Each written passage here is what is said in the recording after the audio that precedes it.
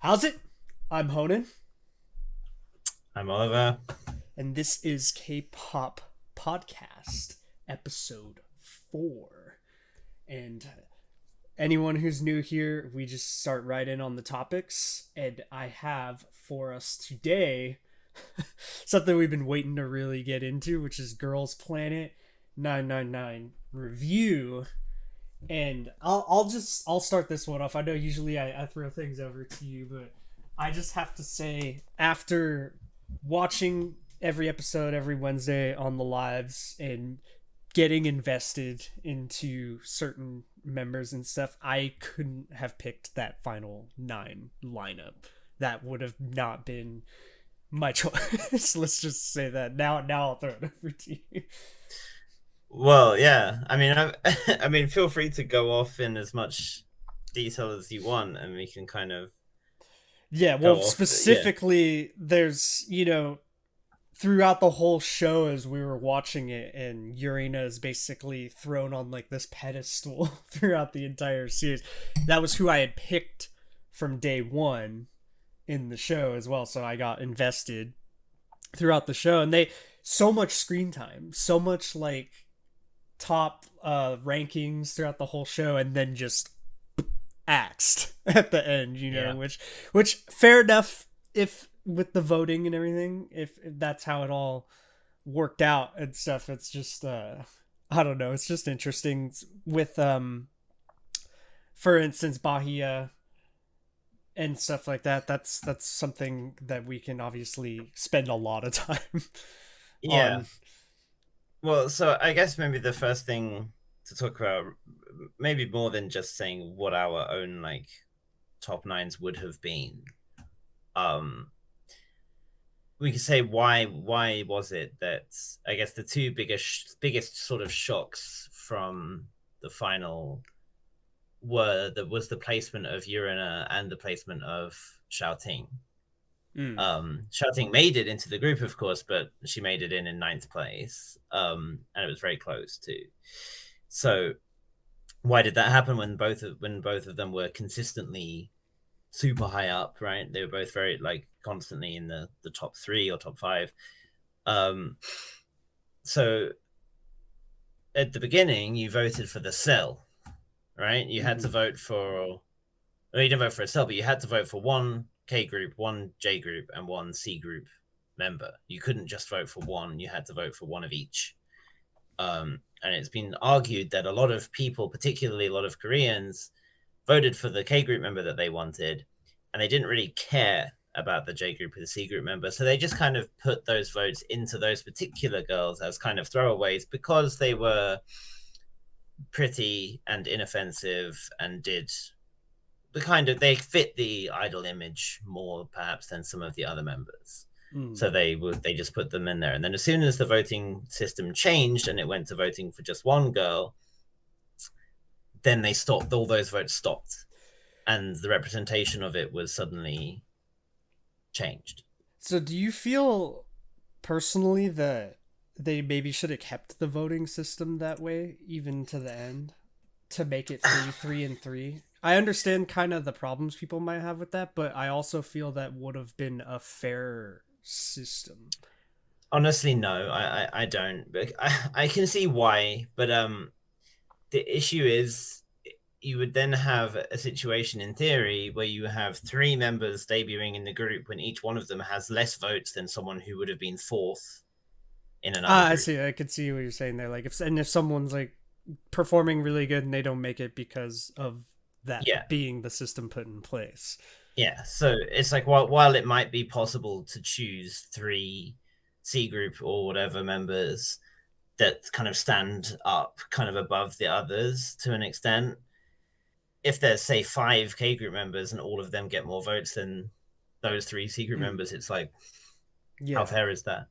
It's just And whatever. interesting, like C group having one person make it and that person making it as ninth in the group. It's just and like you're saying, the Korean locally voting for K members rather than caring about voting for J or C group can kind of Yeah. help that outcome happen. I don't know. It was interesting at first because as we were watching the episode, and it was like, I thought for a second it was going to be all J group members, because I think the first 3 that rolled out were J group members, I think, or something, right? In the voting. Yes. It was something like that while I was watching, because I was just kind of like, oh, J group went, and then J group went, and it was like, oh, it was unexpected. It was Mashiro, Hikaru, and Yeso, the first 3 that were announced. So the first 2 J group and 1 K group. That's okay. So it was those first 2. Yeah, it was, for anyone who doesn't know, who didn't see the live or anything, I had a lot of favorites that did not make it into the final lineup, so I'm a little salty about it. Yeah. Just a little bit. And well, how much is that affecting you when it comes to looking forward to the group in the future? I would say a lot. Like, I would definitely not going to be nearly as invested as I would have been if, say, Yurina or Yanning or Shinwei, is that correct? Had made it. Yeah, if the 3 of them, any of the 3 of them had made it in the group, I'd probably be expecting it a lot more. I'm still happy. Some like Youngun and Hikaru and Yujin. I want the group to do well because I did like them, and I mean I don't dislike like anyone from that show, but there's just there's some I felt just performed throughout the whole series better than certain members that made it into the final lineup. So I guess would say there's some I felt were more deserving of the opportunity. Such as who? I would say if you had to, let's get down to it. If you had to replace people from the current 9-member group with people from, let's just say from the 9 who didn't make it, who would you swap in and out? So I don't want to sound like a dick, but Bahia I would definitely swap out. And I would pick Bora because if anyone I feel like deserved it from talent perspective the most and from performance perspective, I think she was the most consistent throughout the whole series as just being really good. And vocally, I think them not having her in the final lineup is missing a lot of vocal talent there. For Bora, certainly. Yeah, I feel like she was really gifted vocally throughout the whole show. Definitely the person I was like, oh, when she sang, versus a lot where I was not taken aback so much by the vocals. She really has a gifted voice, and just was always really consistent in the performances. Obviously, Yurina was a little performance-wise, but I did feel she was good enough throughout the whole show to deserve the opportunity to be in the final lineup. As for swapping... like there's just some I don't remember certain members that made it into the final lineup doing anything that like really memorable performance wise, right? Like I don't remember Mashiro specifically throughout the series, like performance wise. I do know I remember her being in like she was in one of the cutesy performances I think I remember from, but she wasn't memorable to me like Yurina was throughout the show. So that's kind of some swaps like that I would make, but it is what it is. It ended up how it ended up. So and then how much? That's another question. Then how much do you feel like Yurina was memorable to you because of how much attention she was getting, and how much do you feel like others were not memorable because they didn't get as much attention? Yeah, the Mnet like editing side of it is definitely a huge part of who you remember and who you're rooting for type of thing. I would say with Yurina though, to be fair to myself, I did pick her from episode 1 as my favorite from like before I think the performance they had. She was like in the first good performance in that first episode, if I'm remembering correctly, had with like the green jacket that she had on or whatever. That was like the first performance that was like solid because they had some rough ones kind of happen. And then that was her performance was good. That performance was good. And I was like, okay, that's my pick. That's your pick. Yeah. I think between, there were 2 girls that you could kind of tell, I think were Mnet's favorites. which would have been her and Kim Daeon. And I feel like, for me, Daeon did more work on the show than Yurina did to get that amount of attention, but I still felt like it was an undeserved amount of attention compared to people who I think are really talented, were doing good work, and didn't really get the just results from it. So like Seunghoon from Bandit, for example, had a really good audition with the Paradise Lost performance, showed like really good teamwork and stuff, and then she just kind of got shafted and was gone. Moana as well, who was like top 9 to begin with, and then just kind of disappeared. But what's interesting, I think, so I have here, if we look at the top 9 from the episode before the final, we have Shouting first, Daeon second, Mashiro third, Hikaru fourth, Yujin fifth. So all of those, of course, make the group in one place or another. Different rankings, but they're all in there, right? So it's the same. Yeah. Then in 6th, we have Yurina. In 7th, we have Shana. In 8th, we have Yanning. And in 9th, we have Yong'eun. So Yong'eun, the only one of those 4 who would go on to make the final lineup. So Chaehyun, who ends up placing first, is 11th at that point. And Bahia is 13th. Yeah. It's interesting because that lineup would have been closer to my final lineup pick than the one we actually got.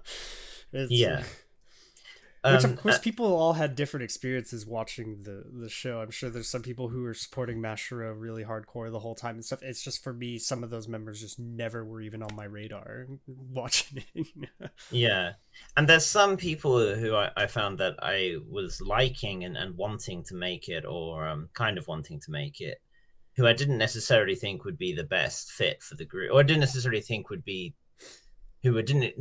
were the best. Yeah. So, for example, Wenja, who I thought was like, super funny and just like a great personality and like had a lot of charm and charisma to her. Whereas I don't think she was necessarily the strongest vocalist or rapper or dancer, but I think she was just a great character and would be a good fit to have just that kind of personality in your group. For sure. I was also a fan of Kim Seon from pretty early on. Actually, I was a fan from her. The 2 girls I picked out before I started anything, before when I watched, like, how they had those, the 3 planets performing the I know what you're talking about before the show started. So the 2 girls that stood out to me there ended up being Suyeon and Ryuchi, who so I didn't know who they were at that point. I just knew those 2, and also I was kind of looking out for them throughout the show. Suri, her name's hard to say, but that's who you're talking about, right? That's Ryuchi, yeah, the girl with the blue. Yeah. So I thought she was actually really good throughout the show with some of the performances. That's another case of kind of someone being really talented, performing really well in certain spots throughout the series, and then like just kind of dropping off at the end. She was super, super close though. At both occasions, she was right there. I think she finished. I think she was 12th or 13th in the final, and she was 10th in that the lineup before the final started. So she was right there. Just couldn't quite get enough of a push. Yeah, Chai Bing was is that how you say her name, right? Yeah. That was one that surprised me a lot as well, because I know she didn't make it to that close to that final lineup, but I thought that was someone who was really talented. I know she had, in the show itself, she had a kind of a bad arc that happened and stuff, which I'm sure really affected kind of the outcome. But it's interesting because some people like that, where it's more like, wow, they've impressed me performance wise and with their talent, and then they just nothing. Yeah, well, so Chai Bing is an interesting case because undoubtedly she was a victim of the way she was presented, but she didn't do herself any favors. No, of course, in that regard. There's issues about the way that her words were translated and the way that those were shown to us and stuff like that. But ultimately, I think the situations she found herself in with her leadership and everything kind of sealed her fate, regardless of the way that Mnet presented it to us. Yeah. I think she's definitely kind of a victim of someone who is undoubtedly a great talent, but that talent is not leading an idol group. Yeah, for sure. Kind of It was bad. Like Yeah. they made it seem a lot, because going in, people were like, "Oh, this is gonna be bad," which I've been like telling me and stuff. But it wasn't like as bad as I was thinking it was gonna be. You know, No, it was more of, no. I think, like personality clash between, kind of, you know, Yeah. just not meshing personalities. You know, Yeah, like, and I mean, and you have to remember that Chaibing is 25, which made her the like one of if not the oldest. I can't remember who was older between her and Eugene overall, but like one of the oldest people there. yeah. And when you're trying to essentially manage a group of like 16, 17-year-olds, Yeah, sometimes like you basically- just want to be like authoritarian and just like you just think we need to get this performance ready. Let's get shit done. Yeah. And I mean, again, to her credit, they ended up winning that performance round, right? But like, but as soon as it was done in that way, and as soon as Mnet had the footage to make that presentation, because they didn't doctor footage, right? Like everything did happen. Yeah. So they chopped it up and made it look in such a way that it was done, and she gave them an opportunity to paint her in that light. Yeah, like, you know, we could say that the Yaning thing became really blown up, but she did say what she said to give them that, you know, like they got that because she said it, you know. It's like, yeah, absolutely. And so even though I ended up supporting her throughout the show, I can't like be like, oh well, she didn't say what she said or something, and like, you know, the we go up, you go down thing or whatever. Granted, I think in her head she thought this is just gonna be a goofy like thing between us here, and it ended up just being like, oh, like, you know, like yeah, this isn't how this is done here, that kind of thing. Yeah. So something interesting to look at is the distribution of votes, and then how that turns into points for the final. So Chaeyeon, obviously, I think kind of surprised everyone by ending up being first. Yeah, she not jumped, in a million years could I have predicted that one. She jumped 10 places to finish first. Mm-hmm. And I mean, I think she was solid. No, she was consistently solid. Not one of the ones where I was like upset about it or anything. Yeah, surprised, not upset. Yeah. It's more of a surprise. When Jingu was saying when he was going to announce the two contenders for first, my brain just went, really? Like when he went Chaeyeon, it was like, really? And then when he went Baye, it was Bahia. He was like, my brain went, is this a joke? Because I had this thought in my mind after she placed 13th in the episode before the final, that the pull that she has was not going to be enough to carry her through, with the Korean votes counting for double and everything like that, because I was thinking there's no way that there's enough people in Korea who are going to vote for her. Yeah.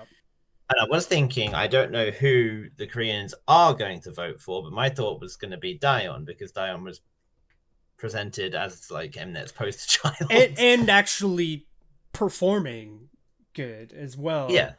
So that's a big part of it too, because Daeon was like obviously getting a lot of screen air, but she was doing good in the show too. Yeah. So like it wasn't all undeserved or whatever with a lot of the attention. Yeah.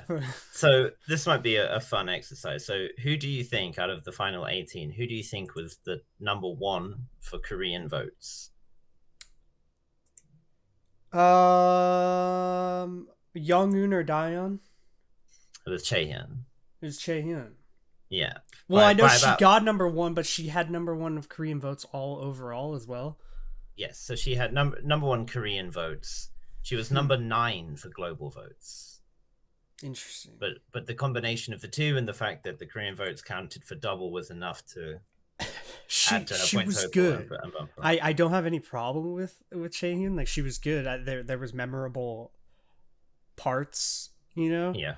But I just So didn't I should think number point out one. what those numbers are. So Korean votes, the number one Korean votes was 79,729. And the number 9 global votes that she got was 283,894. Either way you look at it, because she's still in the top 9 of global vote. So it's like, either way you look at it, she was popular. Yeah, definitely. So Daeon, meanwhile, who of course placed 4th, she was 2nd in Korean votes and 14th in global votes. So she had 5,000 Korean votes less than Chaehyun, or fewer than Chaehyun, and around 140,000 fewer global votes. Strange. So both pretty much equally popular in Korea, but a huge gulf in international. Internationally, yeah. And I do think that perhaps some international voters were maybe being more savvy. I think there were certainly movements I saw on Twitter of people being like, this person is safe. Like, we know they're making it. This person it's more risky. We want them to make it, so let's give them the votes. We know that. So people who are Daeon fans, for example, might have known that she would get carried by Korean votes and voted for Chaehyun instead. Something like that. Which makes me think of something else, but I'll keep doing this. Okay, so who do you think was 3rd in Korean votes? It has to be Young-eun, right? Or it could have been an international member, I guess, because like Mashiro made it so quickly into the lineup. I will tell you that 2 out of the top 10 Korean votes did not make it into the final 9. So 2 of them in the final 9. God, I want to believe it's like Bora, but I know it's not. Man, that's hard. I would maybe go with so it's not an international member that I would pick. I'm trying to think of who was really talented as a K group member that didn't make it in that final 9 that was left on the side there. This number 3 K votes is in number 3 overall. It's Eugene. So, but 20,000 votes fewer than Daeon in 2nd. Why did I not pick Eugene? That's so obvious now that I'm sitting here thinking about it. That's because that is obviously. But that's the thing. I mean, is it? Because I mean, the whole reality of Eugene's career has been not being recognized by the Korean public. CLC have spent their whole career not being recognized by the Korean public, right? Yeah. CLC have a good, I wouldn't say massive, but like a passionate and decently sized international fan base in Cheshire. She was 7th for global votes overall, 374,000. So she had more global votes, almost 100,000 more votes than Chaehyun did. That's Eugene you're talking about, right? Yes. With the global votes as well. So she did really good vote wise then. Yeah. Definitely. 7 and 3rd is really good. She pulled in 428,967 votes overall. Just under 100,000 fewer than Bahia did, who is in 2nd. So let's look at Bahia, since I've said it now. So she was 7th for Korean votes overall, which I think was perhaps more. Well, I guess probably that sounds about right. She was 1st for global votes with 481,000. Those global votes coming in really strong there. Yeah, and this is the thing, right? It's not fair on her to say that she is in this position because of her brother. No, right? yeah, I don't like. I hope that she does really good in the group and everything like that. Like I have no like bad wishes or anything on Bahia. Like, I just feel like that situation is shitty, you know, like. Yeah, and it was kind of doomed from the start, right? And the thing is, between her and Eugene, in a way, I could say that I don't believe Yujin by herself on that show in isolation necessarily showed enough to be in the top 9 overall. She was good, and we know. But the thing is, so much of that is we know how good Yujin is. We know, and that's not really what you should be basing voting for someone off. In right? A show like that, for sure, yeah. But you're basing it off of like CLC that you've seen, and it's impossible to break that association, right? And it's the same is true for Bai here. It's like, how many people would have even known who she was based only on what was shown to us in that show? If she was just someone who isn't if a it didn't member start the of first TXT episode system. like with her and her brother together and and obviously Mnet were like, all right, let's get, because like you have to appreciate, obviously TXT are a big group, right? Like they're BTS's junior group, they have a huge fandom, and like there is gonna be a lot of pull, and Mnet wanted to capitalize on that. I don't personally believe that she would have even wanted to do like that video call segment with him or anything like that. I think you have to believe she was saying this thing, I want to stand here on my own merit, right? For sure, I would believe so, yeah. But I don't believe that own merit was enough to justify second place, let alone even for me a place. I mean, for me, she would have been out in the second elimination personally. In performances, I don't remember her doing anything that ever was memorable. The only thing that I can think of that she stood out to me in for a brief second was Ice Cream. When she did like this the cursed underage ice cream performance. The ice cream performance that we don't talk about but have to talk about. That was the only time I was like, okay, she's shown some good charisma on stage here. I don't think she's the best dancer I've ever seen, but she was never there making mistakes, really. Like there was never anything in practice where it was like, oh, she's not learning the choreo and she's making mistakes or anything. She was always just solid, but solid in just the sense of being average. And certainly you think she hasn't been training that long. I think she only started auditioning for companies last year. And she was passing a lot of auditions, which has to say there's obviously something there. But I would think that she would need a couple of years before she's ready, like properly ready to debut in a group. And it's kind of fine. But I think what's going to happen when Kep1er debut is that she's not going to have much in the way of lines or like a visual time. Maybe. I mean, not to be rude about her, but like shouting is there. No, I forgot about right? There's no way that shouting's not the and I don't think shouting is going to have many lines either, because she's the Chinese one, which we'll get to in a bit. But like, yeah, it's I think there's going to be a lot of angry people now being like, where's her attention, where's her screen time? And I think it's just she's not going to have it. But anyway, we'll see. I'm more than happy to be proven wrong by her. With her, I hope that she does so well that I'm actually like, okay, like I'm really glad you made it in the lineup or something, you know. Yeah. More of like I would love to take all of this back and say, actually, you know what? You've proven me wrong. I feel like she probably, as much as she gets like support because of who her brother is, I feel like she gets equal amounts hate, you know.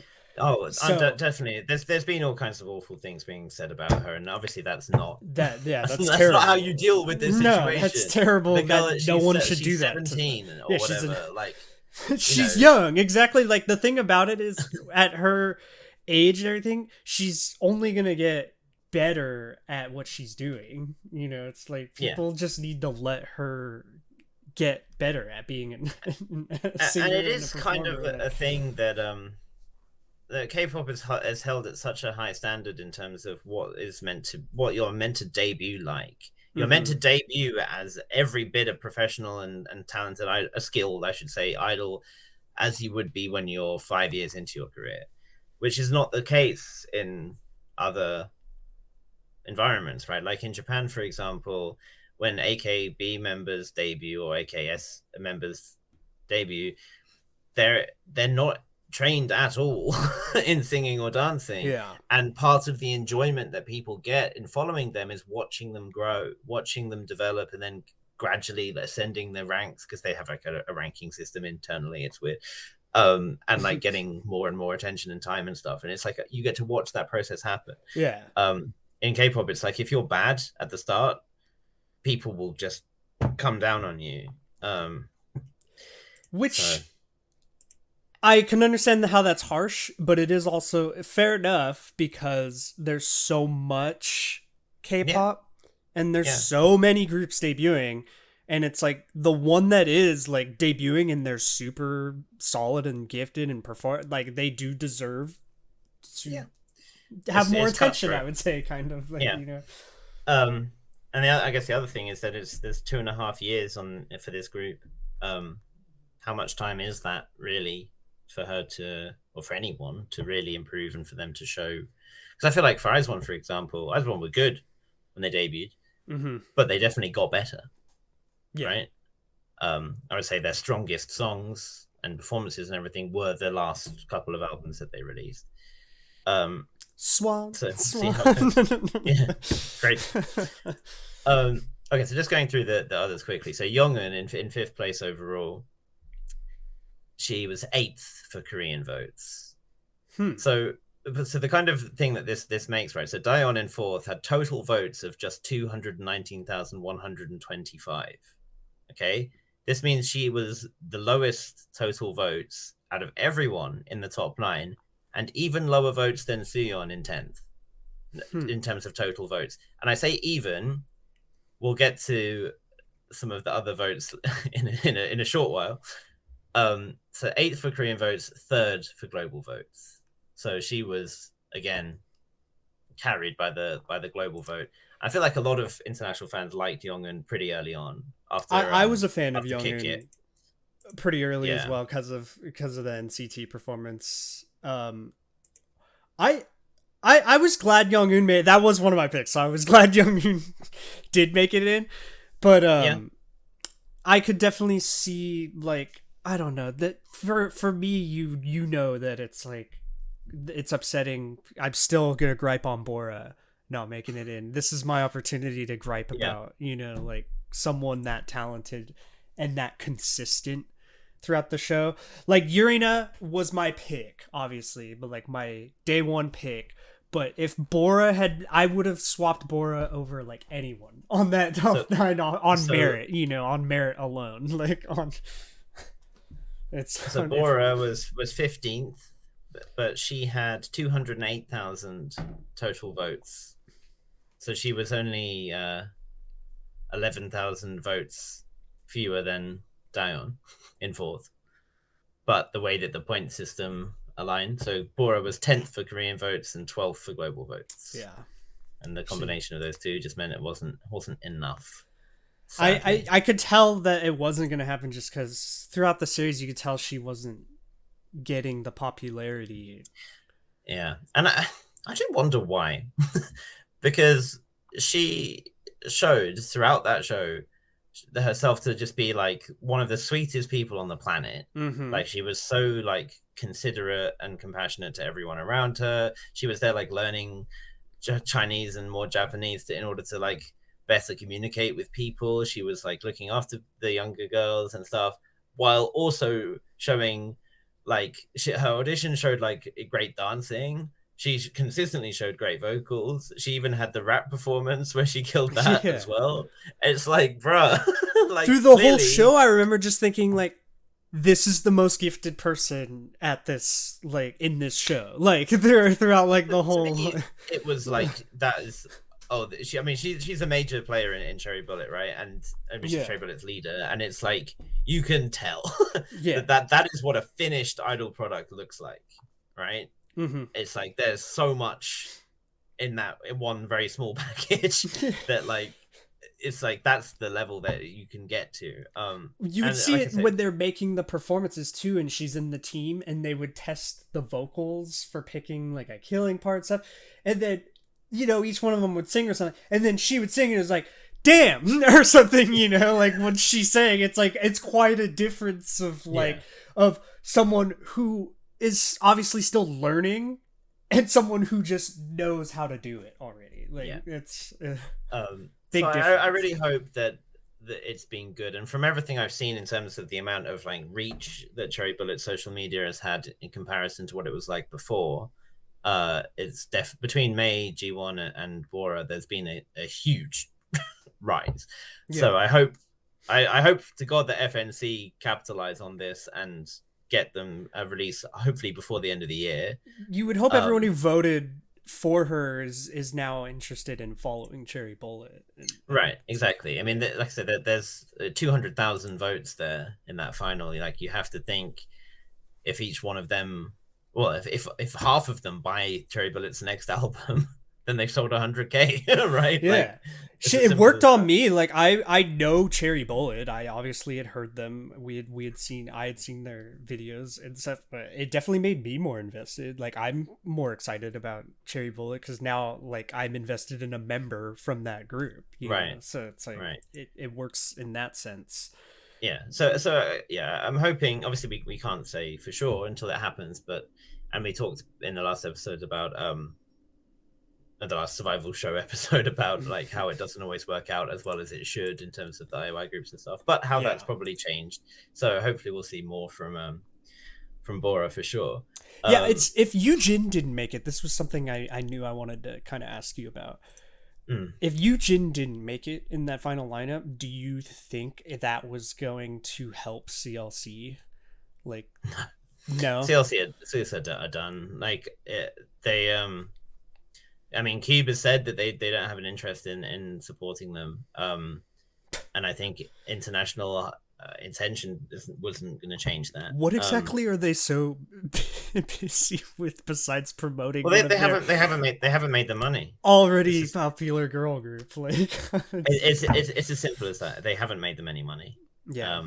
A lot of the time that they haven't sold that much, and it hasn't. And streams, while streams are good and YouTube views are good, they don't make that much money. It's not enough to justify what Idol spent. Because it's self-sustaining because of someone like the leader, obviously like Soyeon being a big part of the writing and decision making of where that group goes, that keeps Idol self-sustaining. That's why they operate so much better under Cube, whereas CLC, I guess, maybe isn't as self-sustaining of a group. It's definitely a factor, I would say. It's the same is true for Pentagon, right? Like, Pentagon have never been as successful in terms of sales and stuff, but they're self-producing, so they don't. So it means Cube doesn't have to pay for a song. They don't have to buy a song from a songwriter. Yeah. I mean, for Idol, they don't even have. They choreograph their own stuff and direct their own videos and shit. I mean, obviously they do have staff that they pay for. It's not entirely autonomous, but that's a big aspect of it. And there's also the funny thing that CLC's biggest hit in Korea was produced by Soyeon as well. But I mean, she's a hit maker.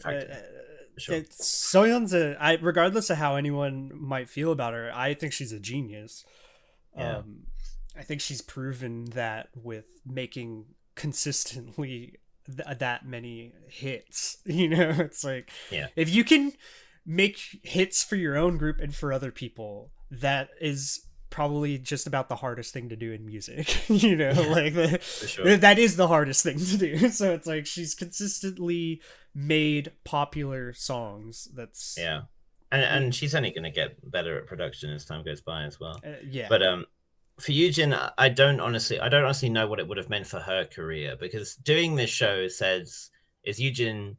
And bearing in mind, Yujin's a 96 liner, right? Like, in Idol terms, she's like more than halfway through her life. Mm-hmm. And we talked already about how dumb it is that it's like that women especially get discarded when they turn 30 by people in terms of being idols, and how that's kind of starting to change.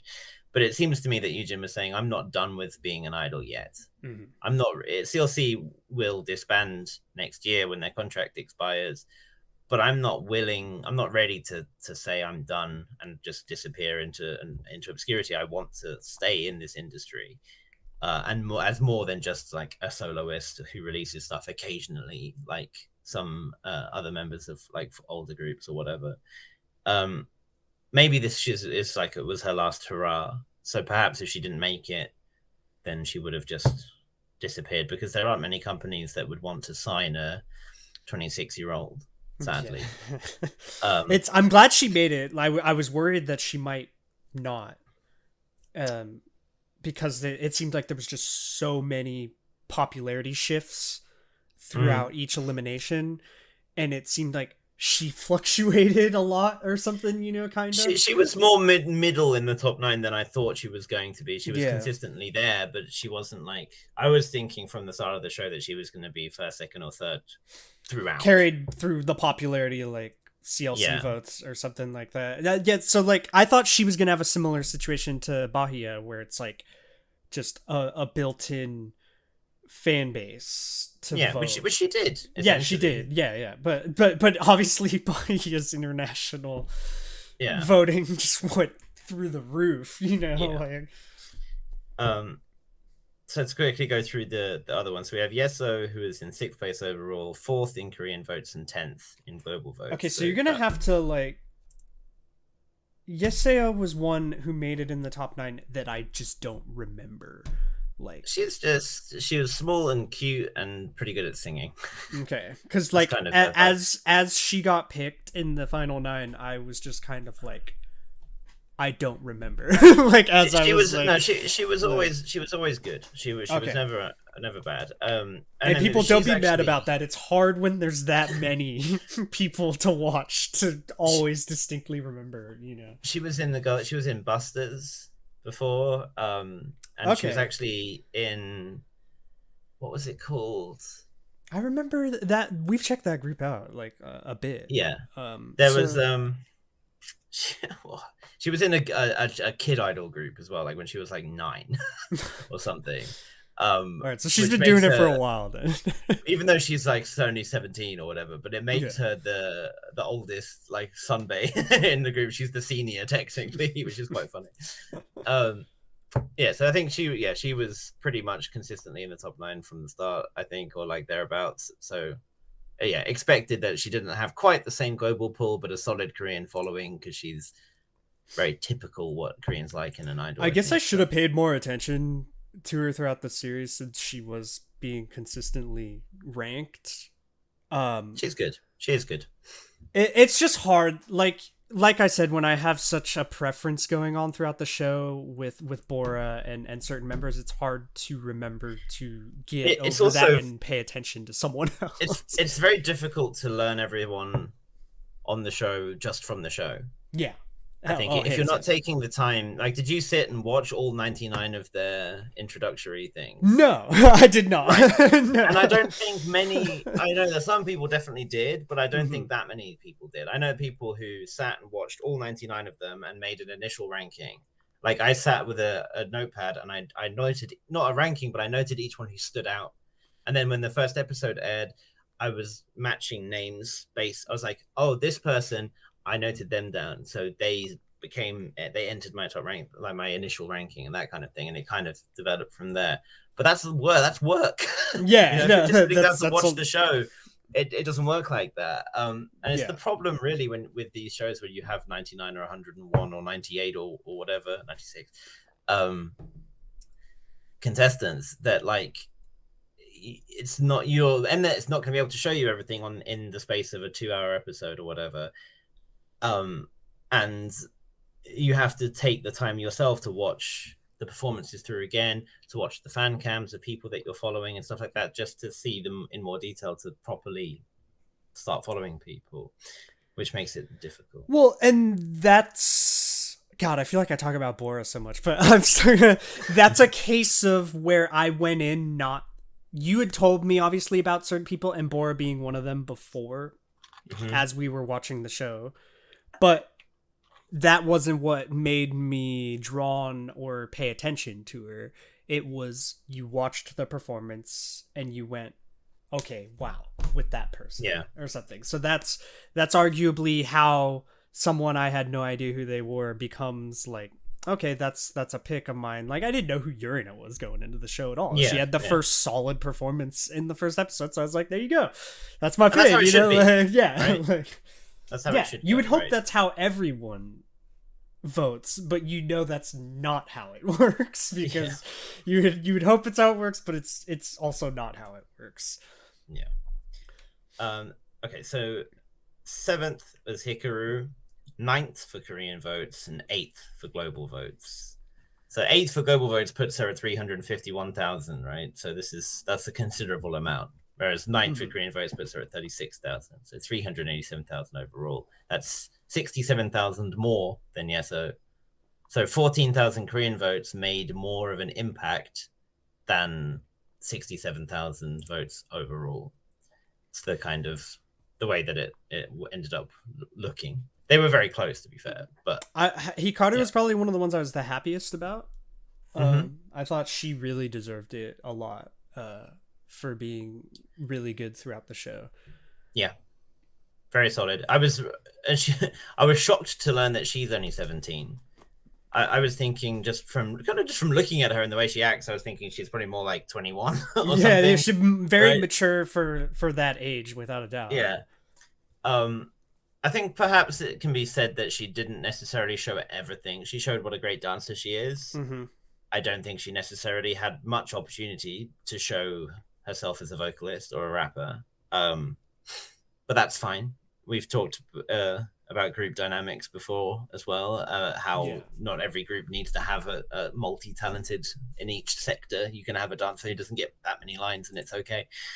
All that sort of thing. But we'll see what how that goes. Mashiro in 8th, 13th for Korean votes, 24,000. 2nd for global votes, 464,000.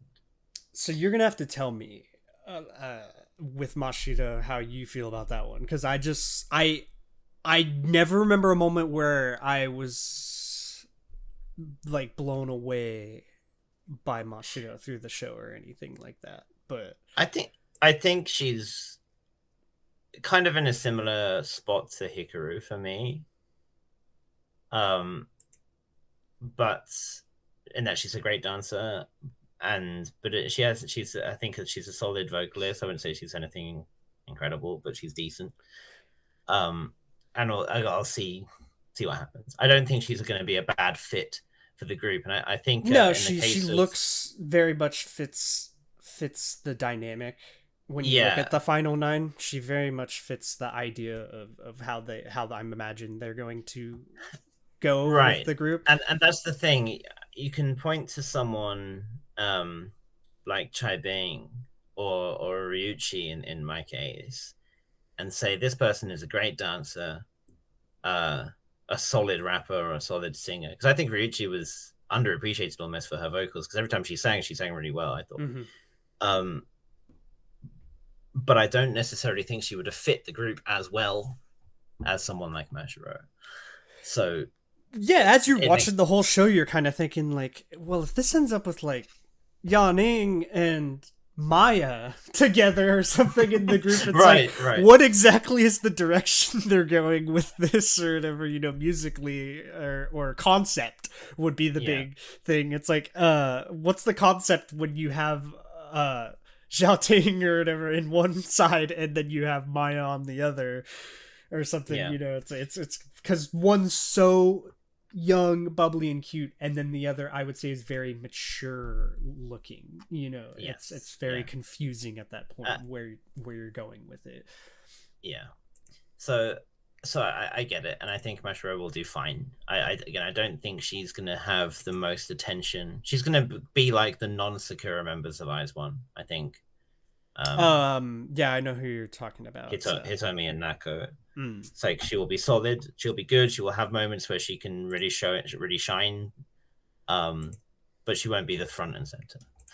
And then in last place we have Xiaoting, who is 11th for Korean votes and 6th for global votes. It's crazy because she was first in the 2 voting rounds leading up to that. So when I was thinking when we got to that final 9 was like, okay, she's just gonna be like first again. You know, I was thinking, like, be her and Urina, right? But yeah. So she made it. She was 50,000 points ahead of Sion in 10th, and 8,000 points behind Mashiro in 8th.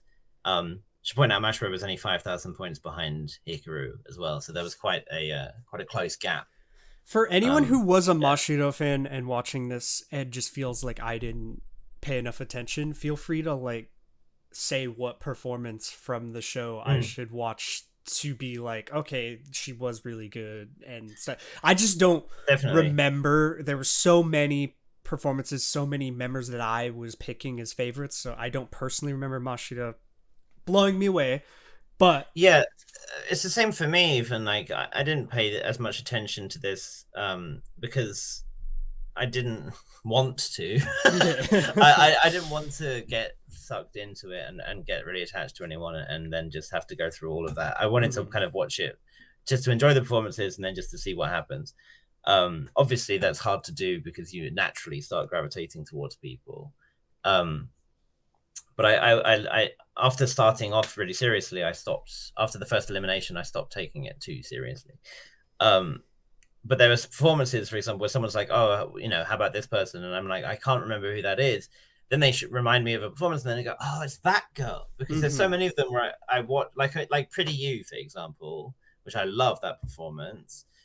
I didn't know who was who in it off the top of my head, and I didn't, in my own weakness, didn't go back and check and see who was who carefully. I just kind of, and then it was like, she was that one. Yeah, she was good in that. So there's undoubtedly going to be stuff like that feel free to mention. Yeah, that you can tell us if there's any we talked about and we were kind of glossing over them, what performance you feel they really shined in, to remind us kind of like, oh, okay, like they were super solid in that. Yeah.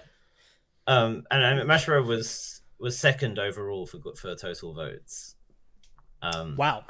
About 37,000 behind Baye, and Shouting was, I think, 4th overall for total votes.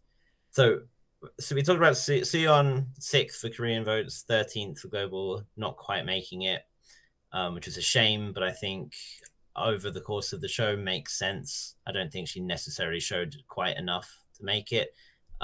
She is likely to debut imminently with Mystic Stories upcoming girl group Billy, but maybe not. We don't quite know yet. It's possible. And we have Mia, who was in or Maya, who was in 11th, 5th for Korean votes, 15th for global votes. So hers was interesting. She's so young. I was just kind of like, she's so young. I was worried. Like she was good though. Yeah. Like I remember performance wise, like just being like, she did very well, like throughout the show. She did. So she wasn't just very young and cute. She did show some good performances. Yeah. So she was one of those ones. If she made it, I was kind of just like, she did do good, but it was also like so young and so like really looks so young compared to the rest of them. The girl had a tooth come through during the show. Like, she's that young. It was literally growing as we were watching the show. Yeah. Yeah. It's so I hope, if anything, that her just being on the show makes people very invested in what she does in the future. Oh, undoubtedly. Undoubtedly. And then she just gives time. She's given time to grow and then debut with what she does debut with. Yeah. I expect that she will debut in a year or two minimum. And she will, as soon as that's announced, a lot of people are going to come out and be like, there she is, you know, and inevitably talk about the glow up that she'll have had. Yeah. She has a lot of potential. Like, oh, undoubtedly.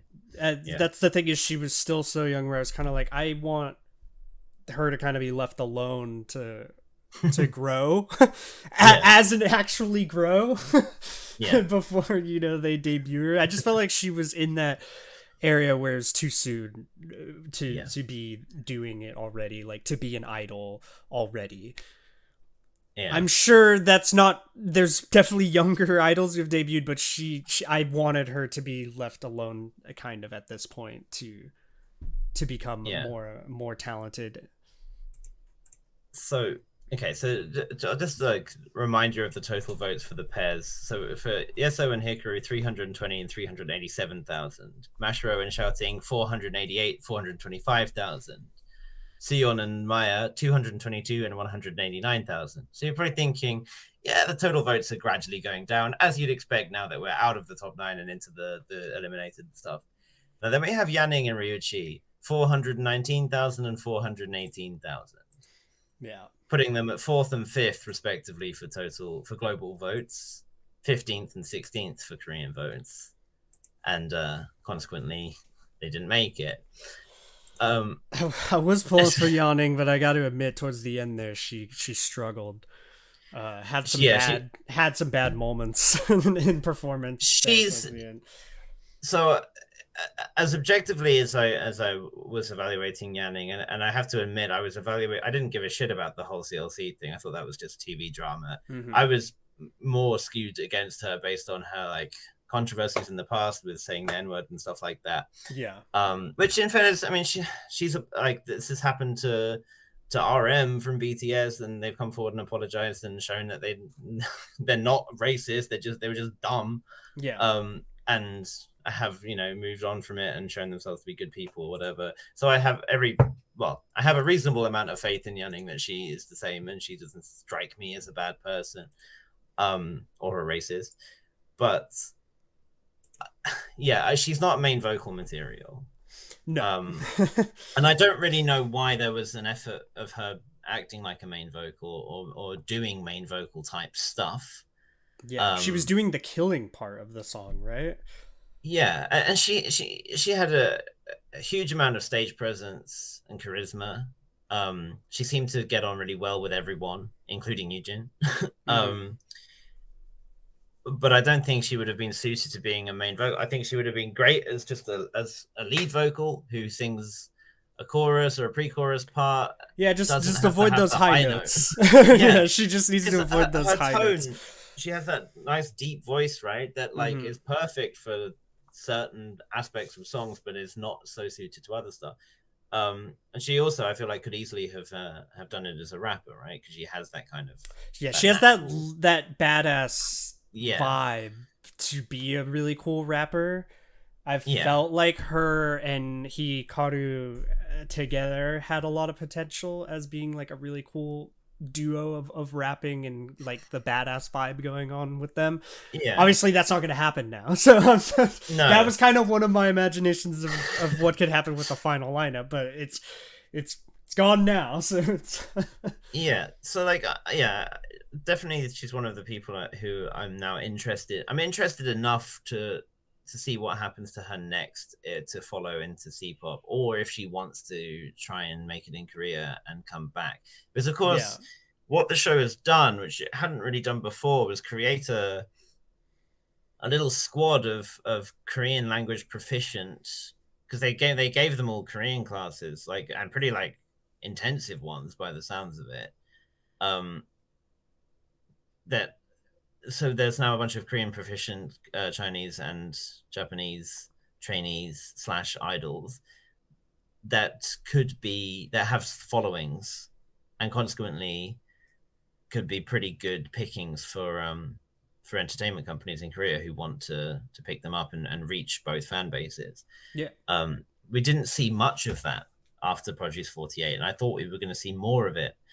And I think this show has prepared its contestants more for that than it did in 48. So after 48, we had one member of AKB choose to graduate and leave AKB and get signed, which was Jury, who went to Rocket Punch. Mm-hmm. And that was it. Who came out doing all right. Yeah, it's doing stuff.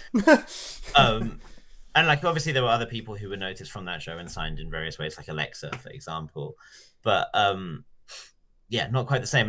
We now have Sakura, who's chosen to leave and is re-debuting with a girl group, but that's kind of it. Everyone else was part of the Korean side of that anyway.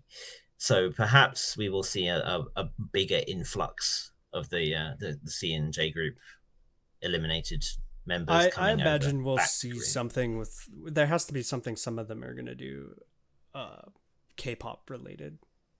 I don't think they're all just gonna go back home and then just I mean, disappear. Ryushi's already kind of teased something. Don't know what it is yet. Which some kind of poster, and like the next episode begins or something like that. So who knows? Yeah. Who knows? It'd be interesting to see if any of them end up in group environments, or if people go instead to like, to go solo or anything like that. It'd be interesting to see. Something I want to bridge off of when we were talking about Yanning and vocals. Who in this final 9 lineup do you think is that like high vocal, like who's doing the killing parts, like the difficult vocal runs, let's say, like where someone has to hit those high notes? Who in this final 9 is that person, you think? I mean, Chaehyun, I would think, for me. Okay. Yeah, because out of them, they just they needed Bora. That's what I'm saying. Okay, because I just don't see anyone in that final 9 who's gonna like wow those high notes. You know, like right. Yeah, it's interesting. I just don't remember vocally out of that final 9 lineup anyone really nailing those notes. It's hard to say who will end up as like lead vocals behind Chaehyun. I think Chaehyun is main vocal 100%. Yeah, I imagine so as well. Yeah, I think there's certainly people like Hyerim and Yong'un that were also very good vocalists that didn't make it, and it's certainly the focus for that group is not going to be on vocals. Yeah, but you could say the same is true for IZ*ONE. IZ*ONE were never necessarily there as incredible vocalists. They didn't have, especially compared to IOI, there wasn't a Sejong. mm-hmm. You know, it wasn't the same in that regard. Certainly, like Eunbi was a good vocalist, but it wasn't like she wasn't incredible, and IZ*ONE's music wasn't always about that. But I'm sure they will have plenty to give to us that doesn't necessarily involve great vocals. But yeah, how excited are you for the group overall, would you say? Yeah, I will check them out, obviously, because I'll have to see what the sound's gonna be like. I'm gonna have to see what direction they go with it. Not as excited as I thought I was going to be. I'm still salty a little bit, just like about the ones that I really was pulled. In the future, I'll have to remember as I watch some of these type of shows to not get invested in certain members. You know, just because I was disappointed in a lot of the ones that didn't make it. I'll definitely root for them because I want certain members like Youngun and Hikaru and Yujin, who I was polling for, to be successful. But yeah, I'm not gonna be nearly as invested as I thought I was going to be if my like 3 favorites had made it. Yeah, I think for me it's gonna just be about how good it is. I will, if it's not good, the music, or if it's not as good as it could have been with some of those other people in it, then I'm gonna have that thought in my mind. But I'm more than happy for them to shock me and impress me. And if they don't, then I will just kind of follow them with the ambivalence I have to any group that hasn't wowed me. It's like, okay, this is fine. I'll listen to this on occasion. I'm not going to be going out of my way to buy these albums. Their debut will be very important. Well, yes, but it's the same for IZ*ONE to me. Like when IZ*ONE, I didn't watch Produce 48 live. I should point that out. But IZ*ONE debuted with all this hype, and I didn't really like the debut very much. It was fine. I wasn't like, wow, this is incredible. Everyone was going nuts over it. And I was kind of like, it's all right. It was their first comeback that I was like, okay, now this actually I like a lot. And then from then on, they kept kind of impressing me, apart from their Japanese releases. But... Unfortunately, when I found stuff that I thought was really cool from them, they were kind of on the out, you know, like of their contract that they had, I guess, from that show. Which this will be the first time I think where I'm gonna be starting from like the beginning of this type of group and being invested into something that they're doing. Because, you know, I think there's some cool eyes one sounds like you're saying, like the swan. I always think it's a swan. Like there's and what's the it's like the neck movement. It's like this. Yeah, that's so that like you're saying, so there is the potential that Kepler debuts and it's nothing like wowing, and then like you say they have a comeback, and then you're like, oh okay, there we go, that's cool. That can happen as well. I'm just hoping that the debut is something where I go, okay, this is why that is the final 9 or something. Yeah, you know? I would hope that each member will have a shining moment in that comeback, but that's very hard for 9-member groups to do. For 9 members, I'll give them a couple comebacks, and we'll see if anyone has still yet to stand out. Yeah, you get 3 chances with me. You know, if the first 3 don't do anything, then I'm probably gonna just not pay much attention to it. So I guess one final note to touch on before we move on. So remember the Xiao twins? I do remember the twins. Yeah. Yes. They so one of them was watching the final live, and she was live streaming it. And she was getting increasingly depressed with each announcement, and she basically put it down and walked away when 1 and 2 were revealed, and she kind of came back and didn't look happy about Xiaoting's final reveal, and I think Xiaoting herself didn't look all that happy during it. And there's been there are allegations of people saying how the show is like xenophobic and stuff, and it's naturally weighed against the Chinese and stuff. And I didn't feel like that was the case to begin with, because of Xiaoting's popularity, and also how a lot of the Chinese members were consistently doing well, both in rankings and in the way that they were being shown on the show.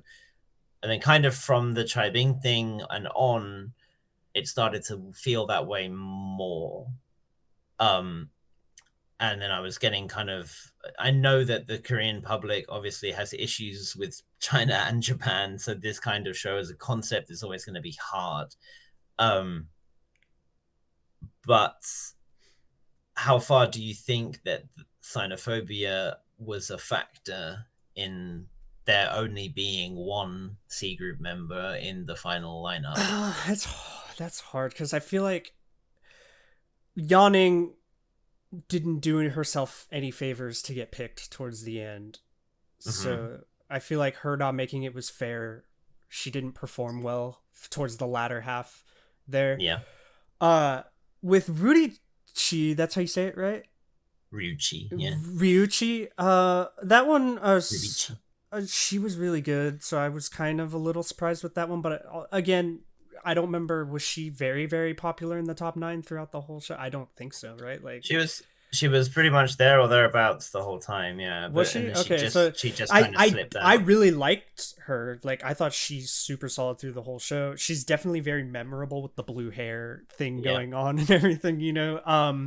I wouldn't say so, because then wouldn't that have also played in with the Japanese members as well? Because there's even more political, maybe cultural context there to have like a xenophobia about it when with the Japanese members, as much as there is, even more so I would say, than there is with the Chinese. Well, yes, member. But I think I think that is a valid point, but bear in mind, of the 2 Japanese members who were 7th and 8th, we have a top 6 that's all Korean, right? Yeah.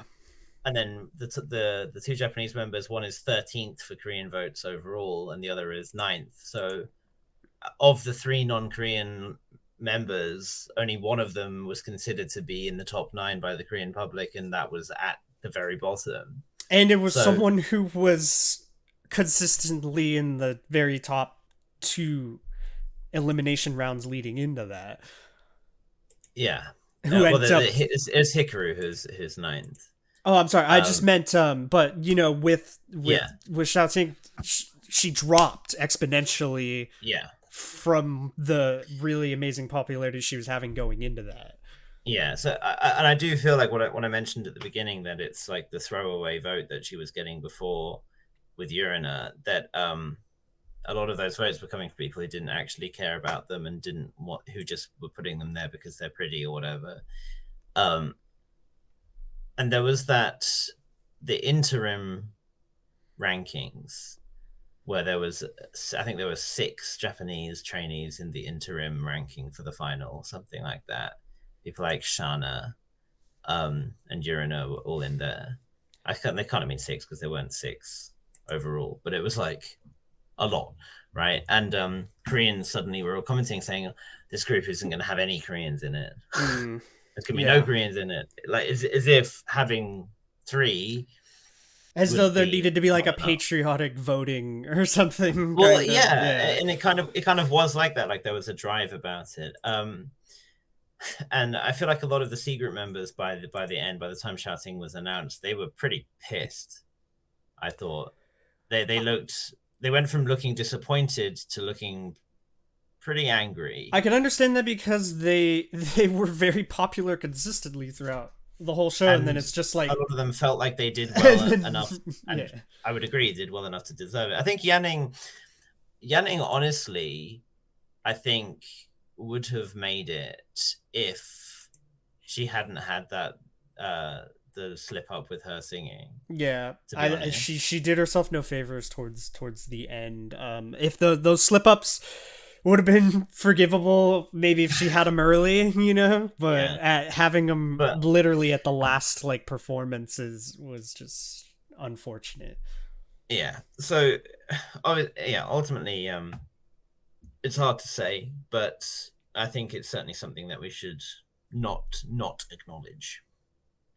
No, I know. I would say I would want to give the benefit of the doubt that people just voted for who they wanted, but I would not be surprised if it had that element in it, Yeah.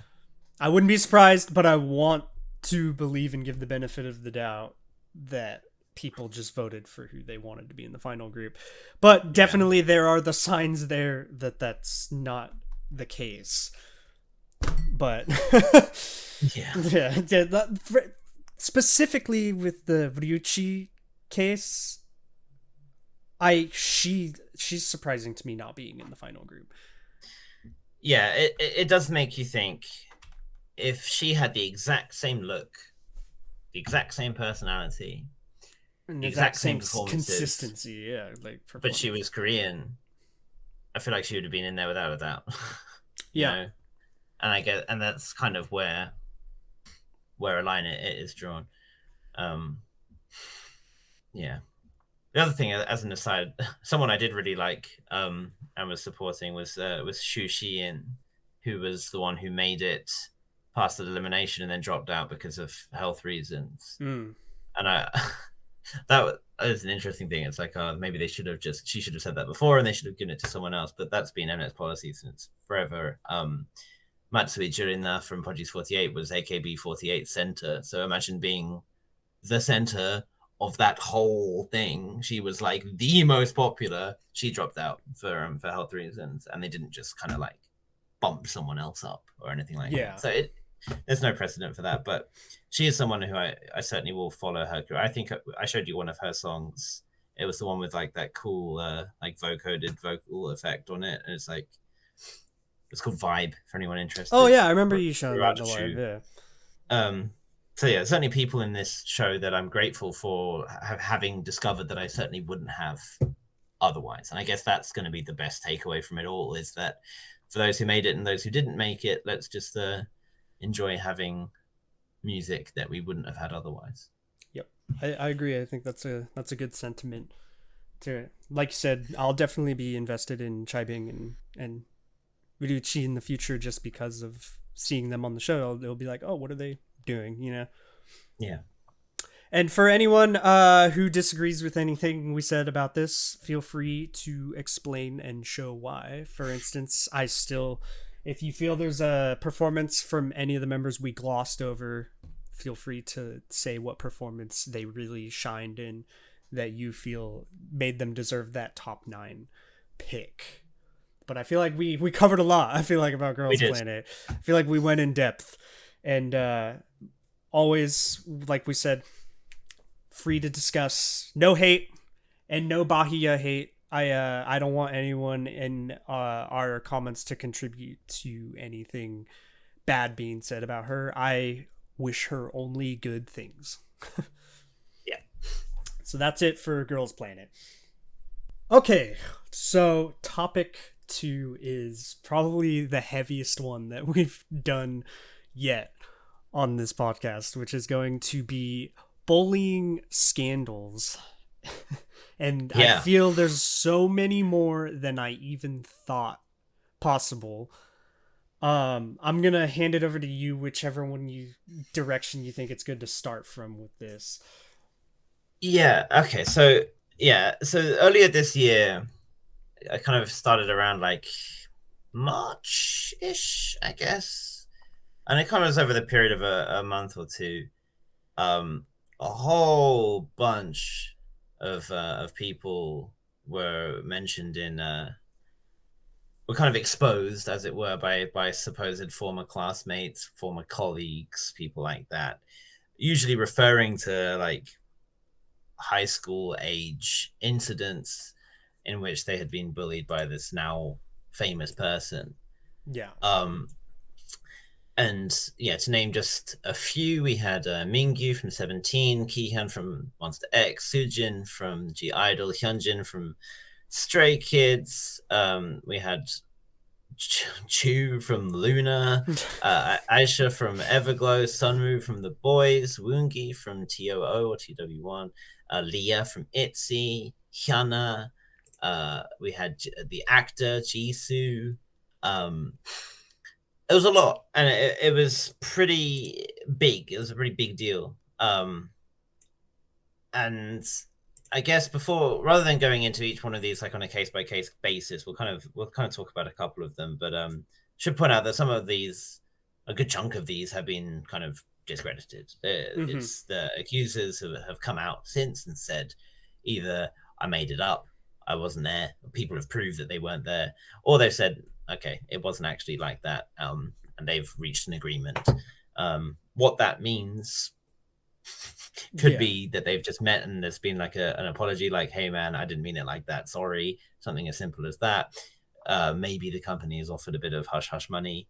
Who can say? Yeah, it's hard to, and when you don't personally know someone involved, it's way too difficult to make like a judgment on that without like hard proof of like a video evidence or like substantially like substantial amount of people, you know, kind of being like, yeah, that's what happened, like, oh man, he treated him so horribly, you know. When it's like one person and then there's not a bunch of other people being like, this is what, that's what happened, it's even more of a case where it's like, well, then I don't know either one of you on a personal level, so I don't know the judgment to make here. Yeah, just simply, I wasn't there. Yeah. I don't know. And as a result, you do kind of have to look to previous examples of bullying. But I think we'll keep it separate between the bullying from some event in the past with some non-celebrity person that has interacted with the celebrity person, and then we will talk about intra-group bullying as a kind of separate thing. So it's obviously affected people in different ways. So Jisoo, the actor, and in fairness, I only really know him. I don't think I've ever seen anything that he was in, but I know him because he was on Knowing Bros with Guyan from Brown Eyed Girls, and he was pretty good. He was pretty good on it. But his career is done.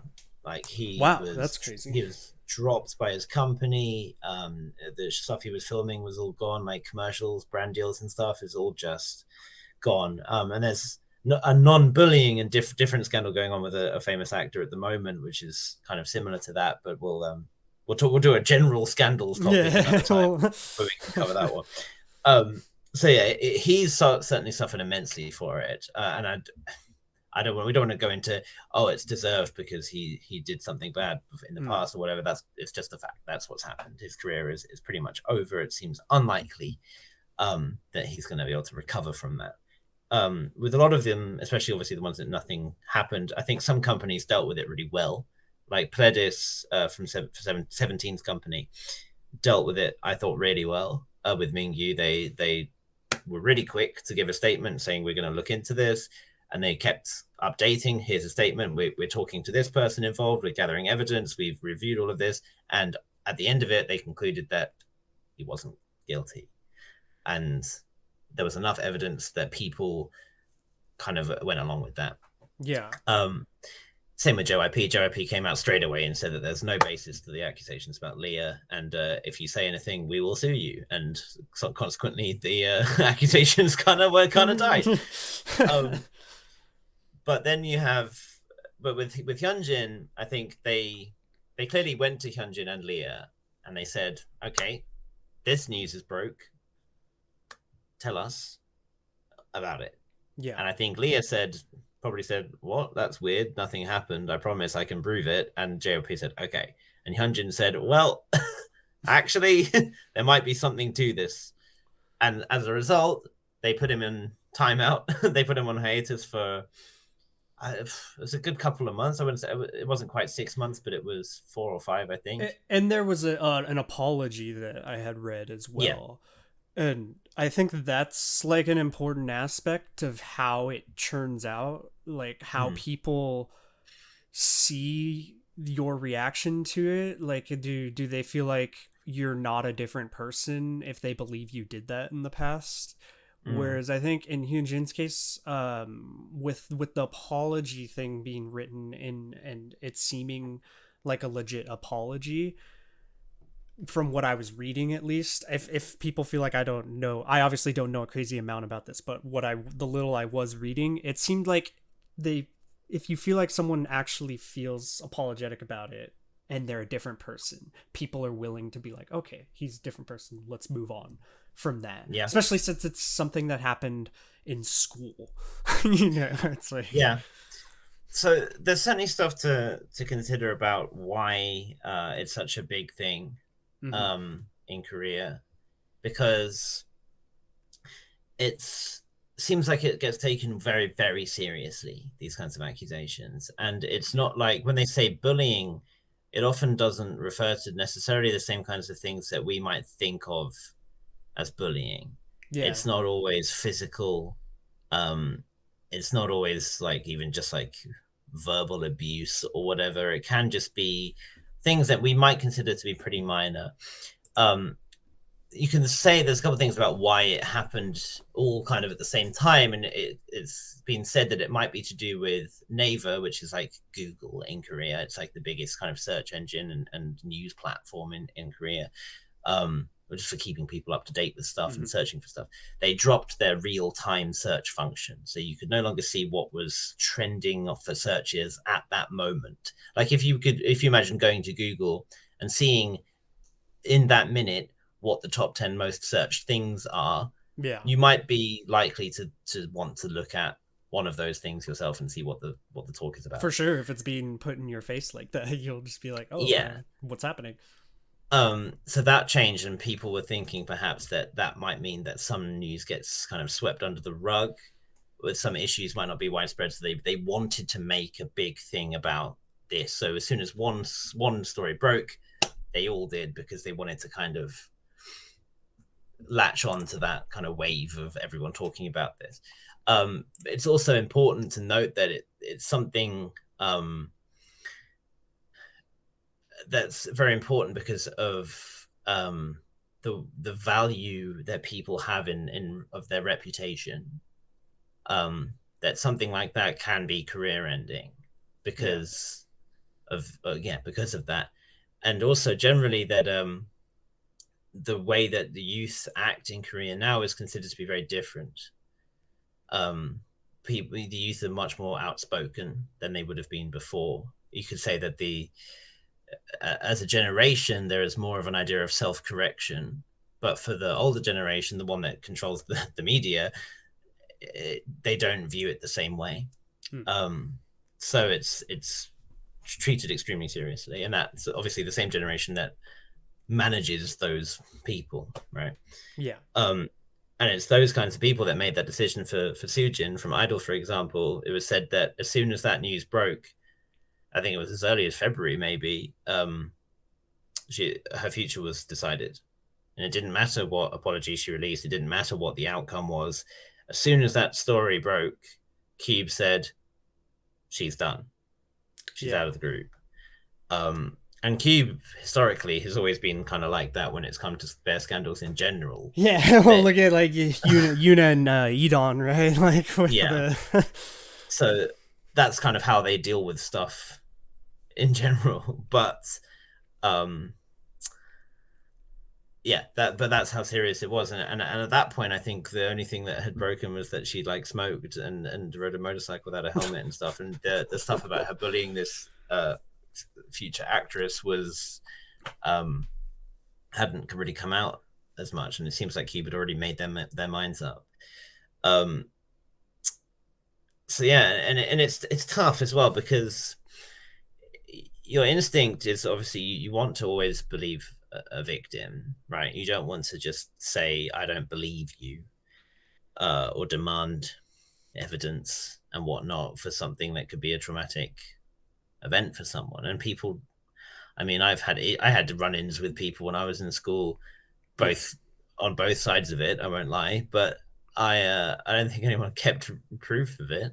No. And why would you? How could you? Maybe it's different now with these guys who were in school in an age where everyone would have had a phone and could have recorded stuff, I suppose, where there's more likely to be chat logs and things like that are accessible. But even with that, if someone whacks a phone out and starts recording, something probably won't happen that might have happened anyway, that sort of thing. But I have that kind of belief where, like, I'm definitely not anywhere near the same person I was in the age group that they're talking about in school and stuff. Yeah. You know what I mean? So I also have that kind of thing, like, can we really hold, like, it depending on how bad it is, obviously. Yeah. Of course. Yeah. It very much, the variable is very much on, like, how bad was it really, you know?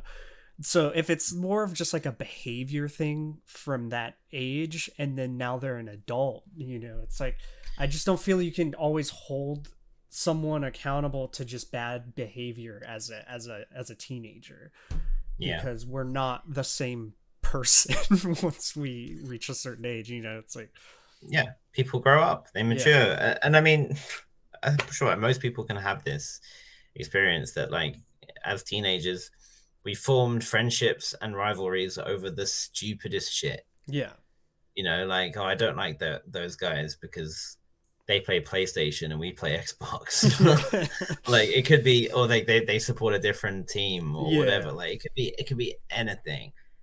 And, like, that might lead to, like, some banter that gets more aggressive and stuff. Obviously, it's a different cultural thing, right? And the way that people are talked to, like, it's different ages, for example, because I work with kids that at the oldest are like 12 or 13, right? But for example, not a class that I teach, but one of my coworkers had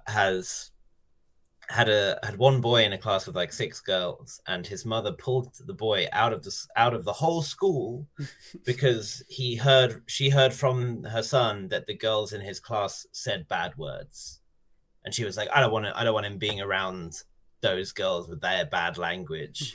Like, that's enough for her to completely change the course of this kid's education. Yeah, because the kids they were saying like a couple swear words or whatever, not even at him, that's just around him, like that. But that's the kind of thing that, of, you know, cultural influence, I suppose, that affects these kinds of decisions. So we do have to kind of accept that the way that we look at it through, as with everything with K-pop, the way we look at it through with the Western lens is different. I think the idea of what bullying is adapted a lot over the years too, because, like, when I was in school, bullying was like someone who physically more so would maybe harm someone or something than it was just like saying bad stuff to each other or about someone, kind of. Yeah. Whereas I think that's changed a lot to have a wider range of like what bullying is, which is good because there is a lot of variables to bullying someone. It's not just the kid shows up, you punch him or something, like it's not like, it's much more complex than that. Yeah. Especially mental bullying, like it's too much to go into in too much detail now. Yeah, but there's far too much to cover of that. Yeah. There's an article written by Lee Yong-hun, who's a professor at the Hong Kong University of Science and Technology, who specializes in organizational behavior. And he's Korean, and he wrote an article talking about why it's such a big deal, why the bullying scandals are all emerging now, and like what bullying means to Koreans and how that differs to what it means to Americans or British or whatever in the West, right? Yeah. So definitely worth a read if you want to do some further reading on the topic for everyone. For sure. I think for us, something that we can perhaps engage with more is to now look at how people interacted with the news of these scandals, how Western fans interacted with them, because I feel like because in part of how seriously it's treated in Korea, Western fans often treat it very seriously too, which is not necessarily a bad thing, because as said, if it's a serious problem, then it's certainly something that should be treated seriously, right? It should be condemned. And so, for example, if we look at the what happened with Mingyu from 17, his accusations involved like sexual assault in terms of like groping a female classmate and laughing about it and stuff like that, right? Which is pretty bad. Yeah. Right. I think we can all agree. We can come to the earth-shattering conclusion that sexual assault is bad. Yeah. Excellent. Tune in for more next week. But this ended up not being true, and I think it ended up being other people who did this, and he was in that social group, but he wasn't involved in it. Something I can't remember. Knowing someone involved or something, right, is enough to be like tagged into it. But as soon as the accusation was that he did it, people were dropping it, saying, if you associate with him in any way, if you continue to support him, I don't want anything to do with you, and that kind of thing. Even though players, as I said, were very quick to act and release statements saying that they were going to look into it and get all the facts and all of that. So people who were there going, I don't think he would have done that. I'm going to wait and see what the investigation turns up or whatever.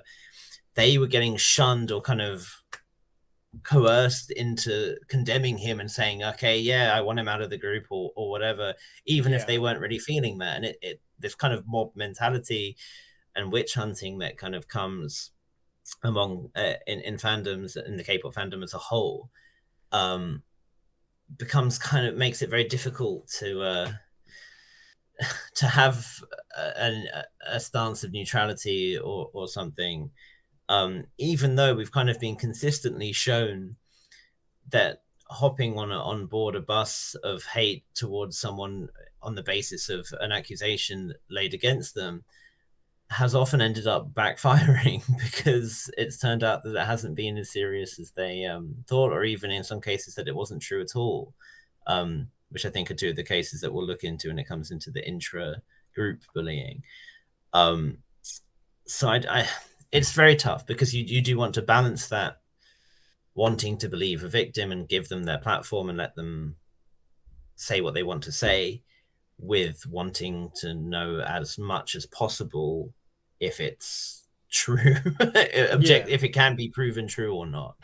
There's obviously cases where right away it's just like, whoa, and then there's like an insane amount of people involved and things like that, where it's like, okay, wow, you gotta really like just step back, but there's also cases where I feel like the best thing people can do is just listen to both sides of everything involved with it, and then wait to see the resolution of it, and not try to input like your opinion so much on it until it's Yeah. at a resolution.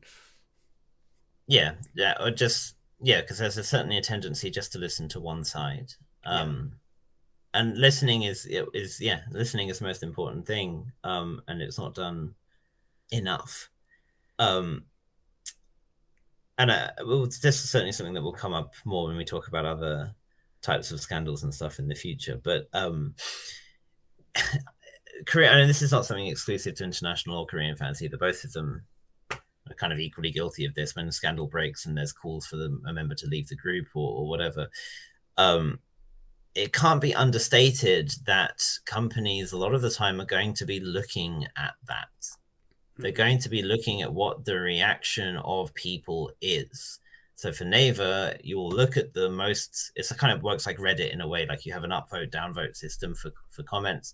They're going to be looking at who those top comments are and what they're saying.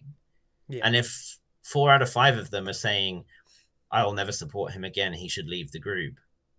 And then they look at the international hashtags and all of them are so-and-so leave such and such group.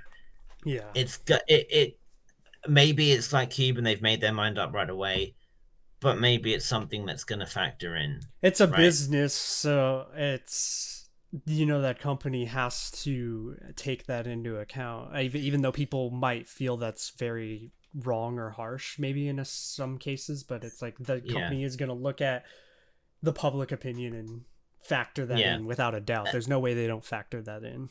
Yeah, and it's like it's hard because sometimes it feels like the soft power of the fan base is extremely limited because of the things that companies will have their idols do despite protests and despite the huge amounts of complaints or whatever, especially when it comes to stuff like cultural appropriation or whatever, which again we will cover at some point. But it's certainly a thing here, especially when there's such a large movement calling for something as extreme as that. And even if they don't say, okay, let's remove them from the group, they might well say, let's not put them at the forefront. Let's have them at the back. Maybe they won't participate in the next comeback. Maybe they won't have as many lines or whatever it might be. And then I think generally a company doing it like how JYP did with Hyunjin and kind of taking him out for a while, letting him have his period of reflection after a sincere apology and meeting and agreeing and stuff with the person involved, people involved, then easing him back in, I think is the way to do it. And I hope that every company would do that, providing the situation isn't too serious. Yeah. That is, I agree, the best way. I wish for Cube had done it anyway. Yeah, you would hope Cube with Soojin would have at least tried the way that JYP did with Hyunjin. And then, of course, if they did try that way and it didn't work, then it's understandable, I guess you would say. But they just didn't even try. It was done. Like they just decided that it was done. And I think perhaps there's also a point to be made about how things are differently received when it's a male idol involved compared to a female idol. Like the tendency to believe women accusers compared to male accusers, I think, is a lot less. And it certainly doesn't help things. Would I go so far as to say that if Soojin was in a boy group, she would have been fine, and if Hyunjin was in a girl group, he wouldn't have been? No, I don't think. I think that's a matter of company policy. But when it comes down to it, I do hope that people can be more lenient and at least allow what I would say is changed behavior, which is going to be something I'm going to say a lot in the future, I'm sure, can shine through and say that the person who did something in high school is not the same person who is now a role model. I do understand, of course, the whole point of being an idol is to be a role model, to be perfect. And if there is some failing of that perfection, especially if it's something that is considered with such severity, I understand. I would say, is she not a role model if in the past she had bad behavior, say, like that, and then the person she is now is a good person and operating as a good, that makes her not a role model. I would say it could be even more so because she changed quite a bit. It's really hard with Sujin's case because I feel personally that she shouldn't have been removed. I would say she's young with what she was accused of, and I wouldn't say any of it was so terrible that her character now, that what if her character now had been brought into question, you know, like there's all these accusations of, since she's been in the group, of that type of behavior, that's different. But there isn't. It's all stuff in the past when she was young in school, and I feel like that kind of stuff should have a lot more leniency to it. Yeah. Unless there's proof of that continuation of that bad character. Yeah, and I think certainly perhaps she could have done more to acknowledge that something happened, and that she, even if she doesn't feel, and that's the thing, right? Sometimes in cases like this, it seems like they didn't even know that what they were doing was hurting someone, or they didn't feel like what they were doing was bad. I think I mean, not to make it all about me, I'm pretty sure I've had incidents where I've talked to someone who I went to school with after many years, and they've said, "Oh yeah, you did this thing, and it really upset me," and and they still remember it, and I had no idea, I had completely forgotten about it, and I'm like, damn, I didn't even remember doing that, let alone how that affected you. But like, I'm sorry, like obviously I didn't mean to hurt you or whatever. It can be something like that, and I don't necessarily feel like Sujin handled her situation, especially with Shinsie, I think her name is. I don't think she handled that as well as she could have. That's why I was saying I thought the apology side of it was really important. I think a big part of that is management. Like, I no doubt that JYP as a label was involved in Hyunjin's apology side of things, and guiding him on that, and I would say Cube's guidance on Sujin's apology side of things must not have been very good or something. You know, it just doesn't, at least it doesn't appear to be so, because her apology side of things was not nearly as well done as Hyunjin's case, which I would say is a huge aspect of the outcomes of those two cases of it. But I think people forget, like, in public school, when we're young like that we are literally learning how to behave. Yeah. Like, how to be people. Yeah, we're literally learning how to interact with other human beings in public. Like, it's so that's a huge aspect of, you have while to, contending with like hormones and puberty and everything like there's that. There's so many variables of things that happen when you're going to school that I just don't think it's fair, depending on how bad it is, of course, always, to judge it that harshly. Yeah. And I think, well, that kind of will segue quite nicely into the intra-group bullying topic, because I think showing not necessarily leniency, but at least showing a willingness to sit back and reserve judgment until everything is clear, I think is something that is advisable for because of the examples that we'll talk about. So ongoing still, and consequently I'm still not making a judgment about it, is the April scandal, where former member Hyunju, who left the group way back in 2016, came out and accused a couple of the other members of having bullied her. The examples she gave were things like using her plate, wearing her sneakers, her perfume, and stuff like that. And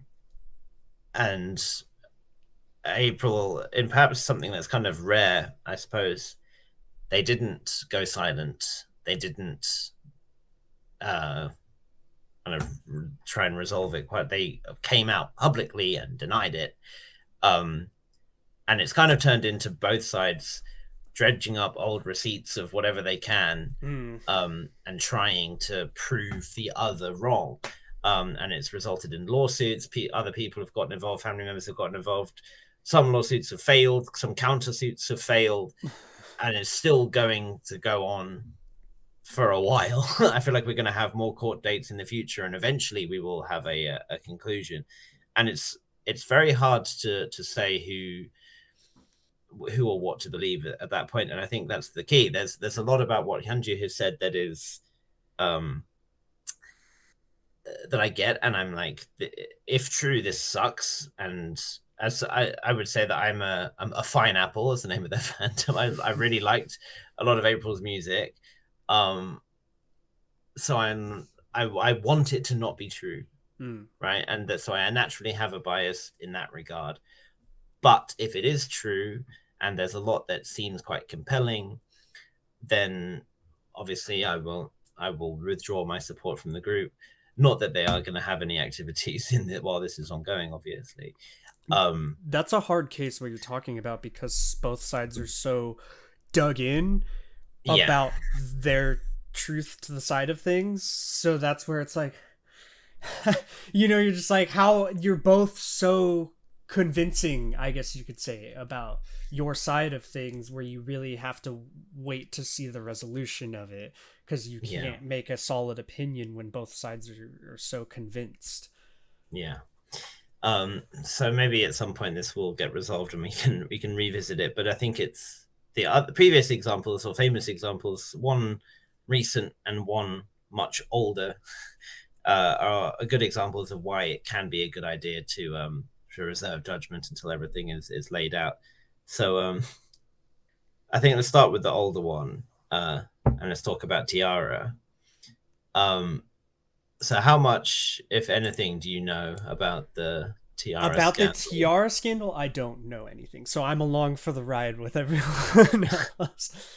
Okay, so this was back in 2012. I'm sure Ava will come in and let me know anything that I missed, because I had to kind of brush up on this. So this is back in mid 2012, when Tiara were a much larger group than they are now.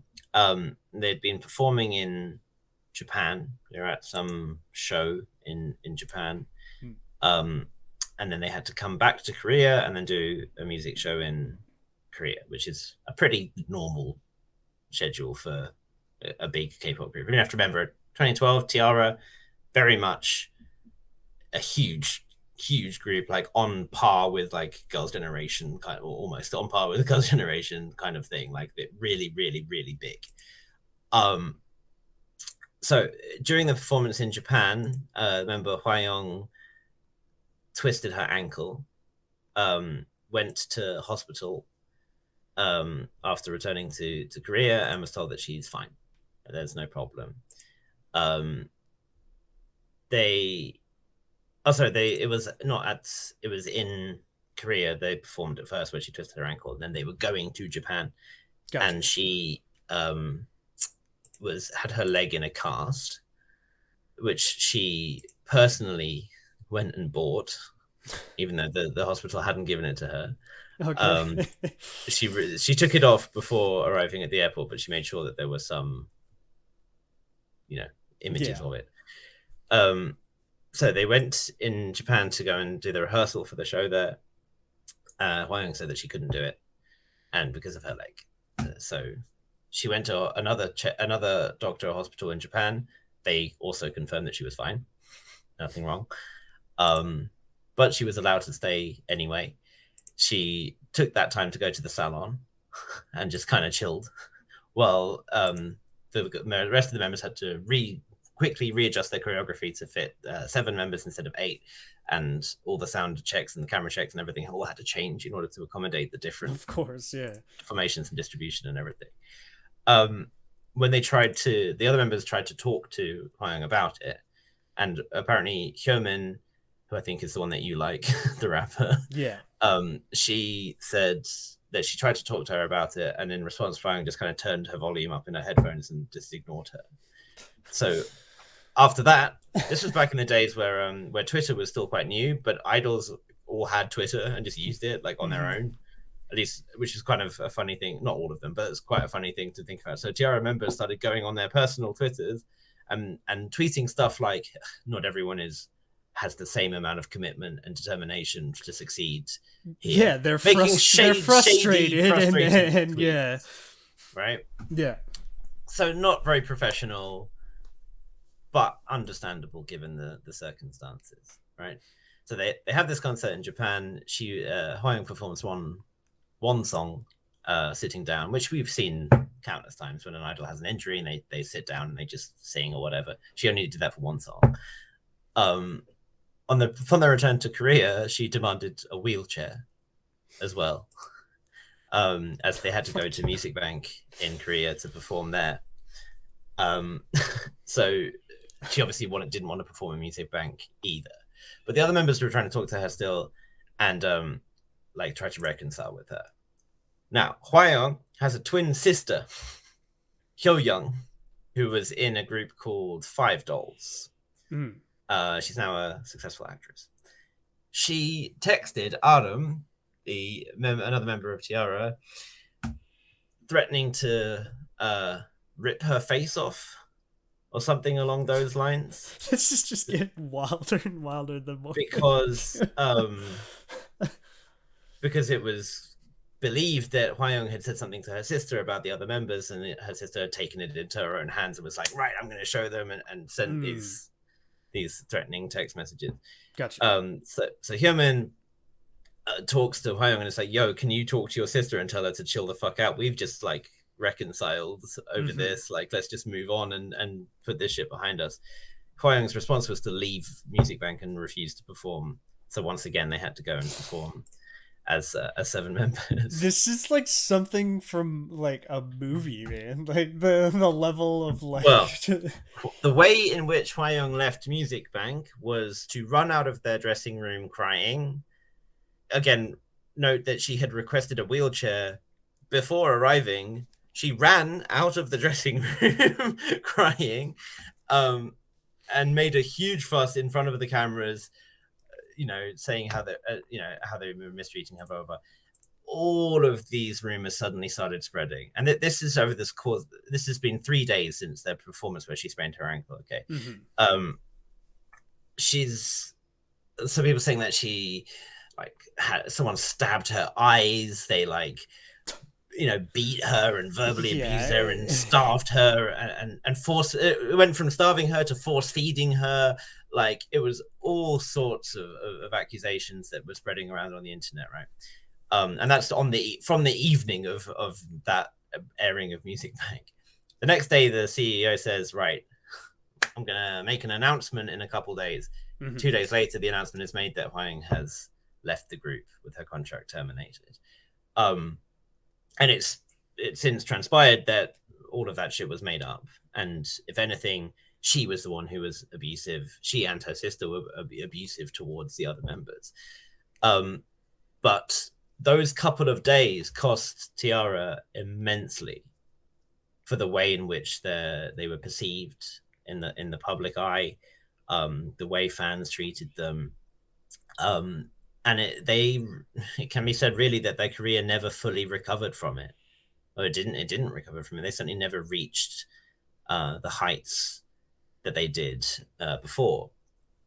And ultimately, members started leaving, and now there's 4 of them left who are in fact having a comeback by the end of this year.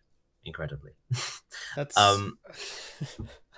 but that story is just wild. The whole thing is just, and this is something that happened over the space of a week. But with such a massive impact, and you see the way in which people saw Hwayoung. In this case, they had what would be considered pretty compelling evidence today, that you see a member running out of the dressing room crying and refusing to perform with her bandmates, and you go, well, shit, something must have really gone down here, right? Something bad must have happened here.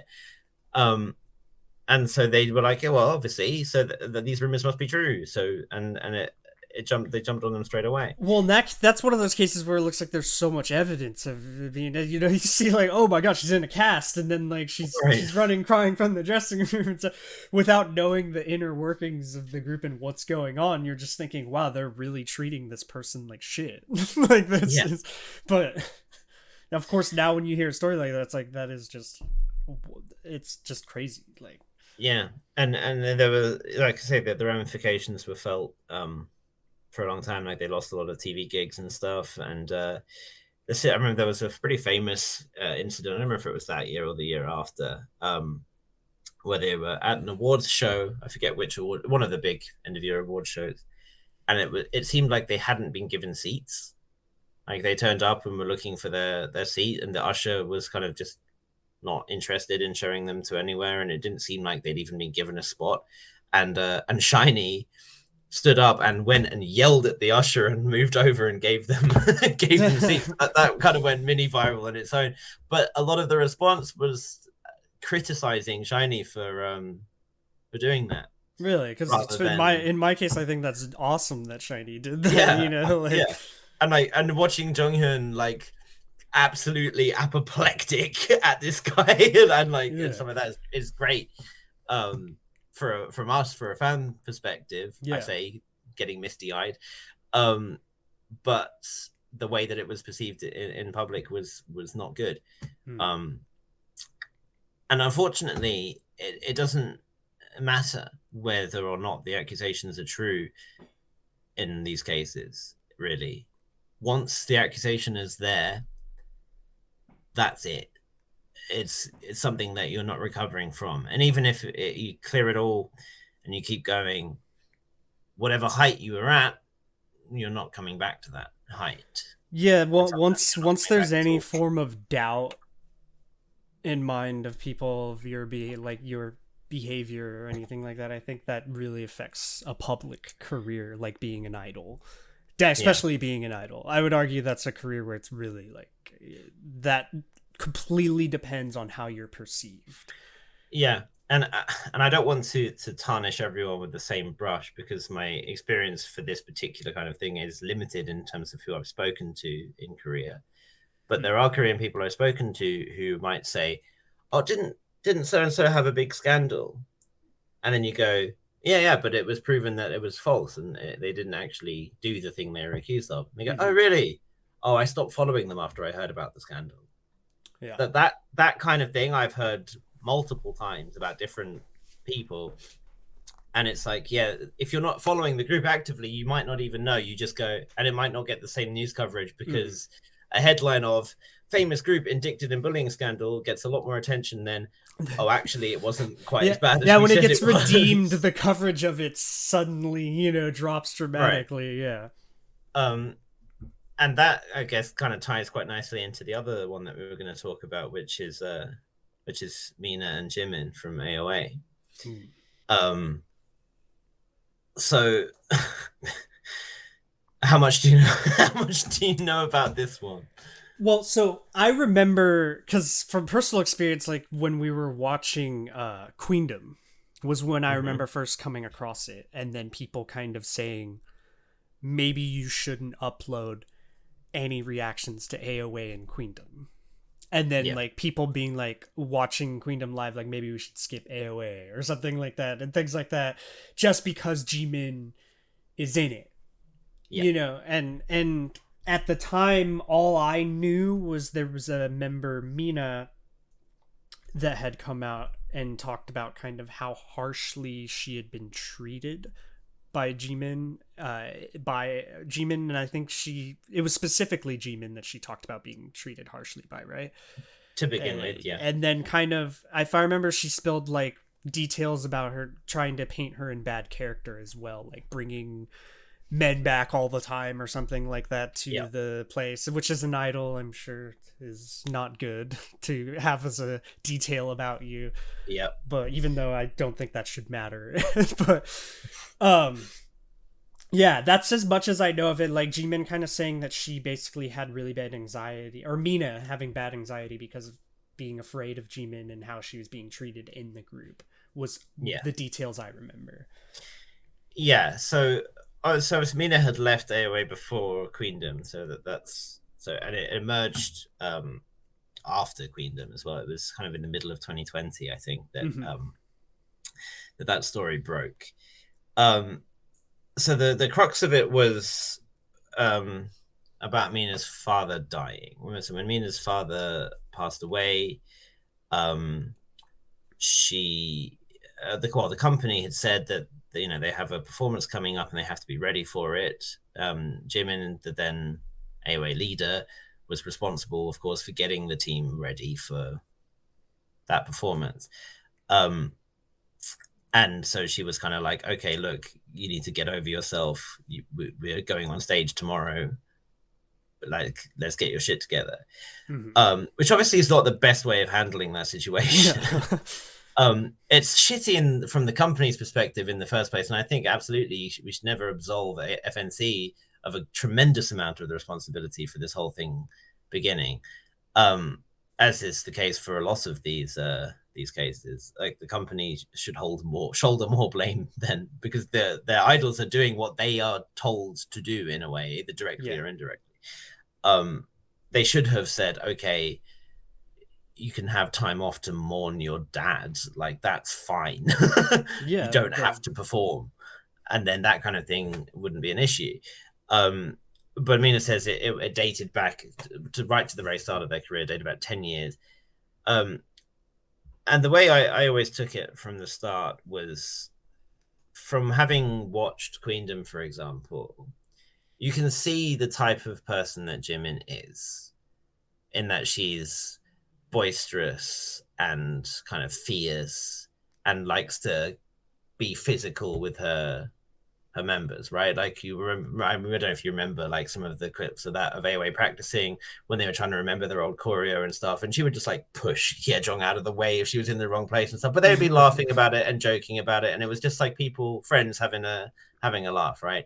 Yeah. But I can understand, especially in a place like Korea, where that kind of stuff could be perceived or felt way harder. And if everyone around you is laughing about it and having a good time, and you're the only one who's feeling hurt by it, you might not want to be vocal about that, because you don't want, and whatever. So I get that. And to me, it felt like Mina took a lot of the things, or the ways that Jimin might have acted towards her, more personally than I think it would have been otherwise. Obviously, it emerged later that Mina's relationship with her dad was terrible anyway. She said that he was abusive.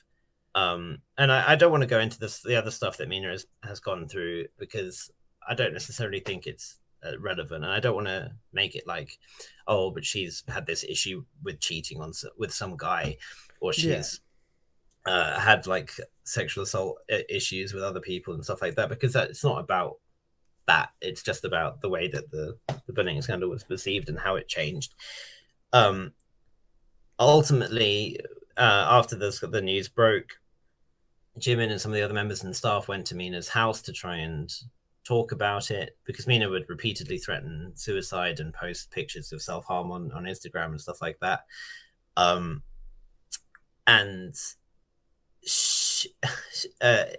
the way that sounded was that it was handled very badly, but that's all we got from it was Mina's account, because Jimin went quiet, and Jimin hasn't been seen in public really since.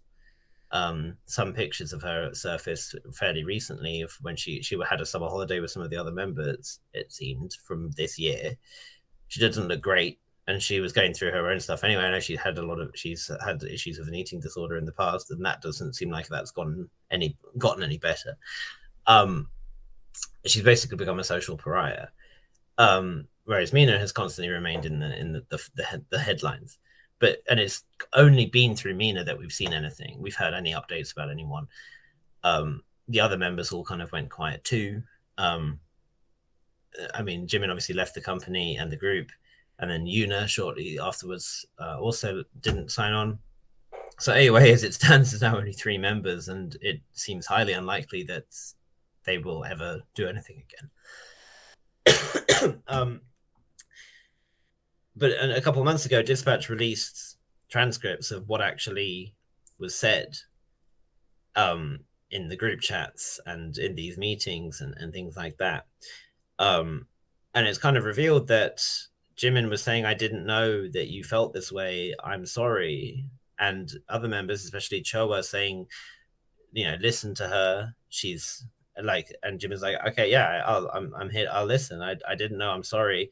And Mina is saying, how did you not know that you were tormenting me, blah blah blah. And ultimately seeming like the two of them had reconciled within, I think it was a month or two before Mina came out with all of this, them saying, I'm like, saying like, are you okay, like Jimin texting her being like, are you okay, sending love and all, and then being really sweet to each other and stuff like that. Ultimately centered around when Jimin's own father passed away, and she apologized to Mina at the funeral, saying, I get it, I get what you must have felt, and I'm so sorry, etc. And Mina seemingly accepting all of that and then changing. And it seems like whatever issues Mina goes through, she would project it onto Jimin. And then it emerged as well that she'd just been bombarding her with all this abuse and stuff, so demanding this, that, like, that she comes and talks to her again and all of this, and saying that she's responsible and that she'll kill her and all of this. And the more that, even before all of the transcripts and stuff came out, the more that Mina talked about it, people would urge her to just get off social media and go away and stop and just take time off and get help and stuff, because she clearly needs it. Not just because of this, but just in general, which is another thing, like, that's just not as widely available in Korea, or as good as it might be elsewhere. But she just kept coming back and kept bringing it up. And I mean, she was posting really graphic pictures of self-harm that turned out weren't even her. They were just pictures that she'd found online and posted, and was acting like it was hers. And then there were real suicide attempts where she'd go to hospital and whatnot, and her mom or someone would post about it. And it got messier and messier until this dispatch thing, to which her response was, okay, post a full transcript and then we'll talk about it. And then she's kind of been quiet from then on. Jimin, of course, has said nothing this whole time, and which I don't necessarily feel like is the best way that she handled it. I mean, when the story started breaking, she initially just posted one word on Instagram, which was just the word fiction, which, again, not the best way. No, not the best way to respond. But she then posted a longer thing, which today remains her last post on Instagram, where she basically said, like, yeah, I in my, like, desire to do a good job as a team leader and for AOA to do well, I lost track of being a humane person, and I made mistakes, and I regret it, and I'm sorry. And people didn't take. I thought that was perfect. That was what I thought it was, and I thought it was quite reasonable. But a lot of people didn't take it. And just like with other things, some of the other incidents we talked about, it's like, I mean, I remember joining Twitter earlier this year and seeing so many people in their little, like, bio saying like don't interact with me if you support Jimin. Like, I don't want to have anything to do with you and stuff like that, regardless of what had or hadn't been said at that point. Yeah. So I kind of had to keep all that to myself, basically, except for people who I knew would be more open-minded, to just say, while certainly some of these things, if they happen like this, aren't great, I get why it happened, and I don't think that she should have shouldered all of that responsibility for it. And now that it's changed, people are afraid to do a complete 180, because, again, it's not like Jimin didn't do stuff that hurt Mina, right? It's not like she didn't do anything at all. But the way that Mina used these things to project her feelings against her and stuff like that is, in my opinion, is worse, and it's affected Jimin in such a way that Jimin is the second most credited songwriter, female songwriter in K-pop. The only person with more credits on songs than Jimin out of women in K-pop is Mirio from Brown Eyed Girls. Wow, which is quite the accomplishment, right? And she's out of the industry entirely forever, most likely. It's a pretty ignoble way for a group like AOA, which was so big in their time, to end on the basis of things that really had been resolved and could have been further resolved internally. Yeah, I would say like that with a case like theirs, people sometimes make it too black and white too quickly with like a bullying scandal type thing where it's just like, okay, they're bad like right Yeah. away.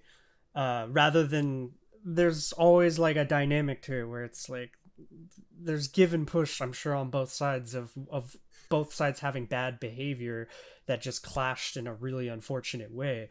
I would say with hers, it sounds a lot more like leadership that wasn't the best Yeah. at a moment where someone needed someone to be a little bit more, have a little bit more compassion.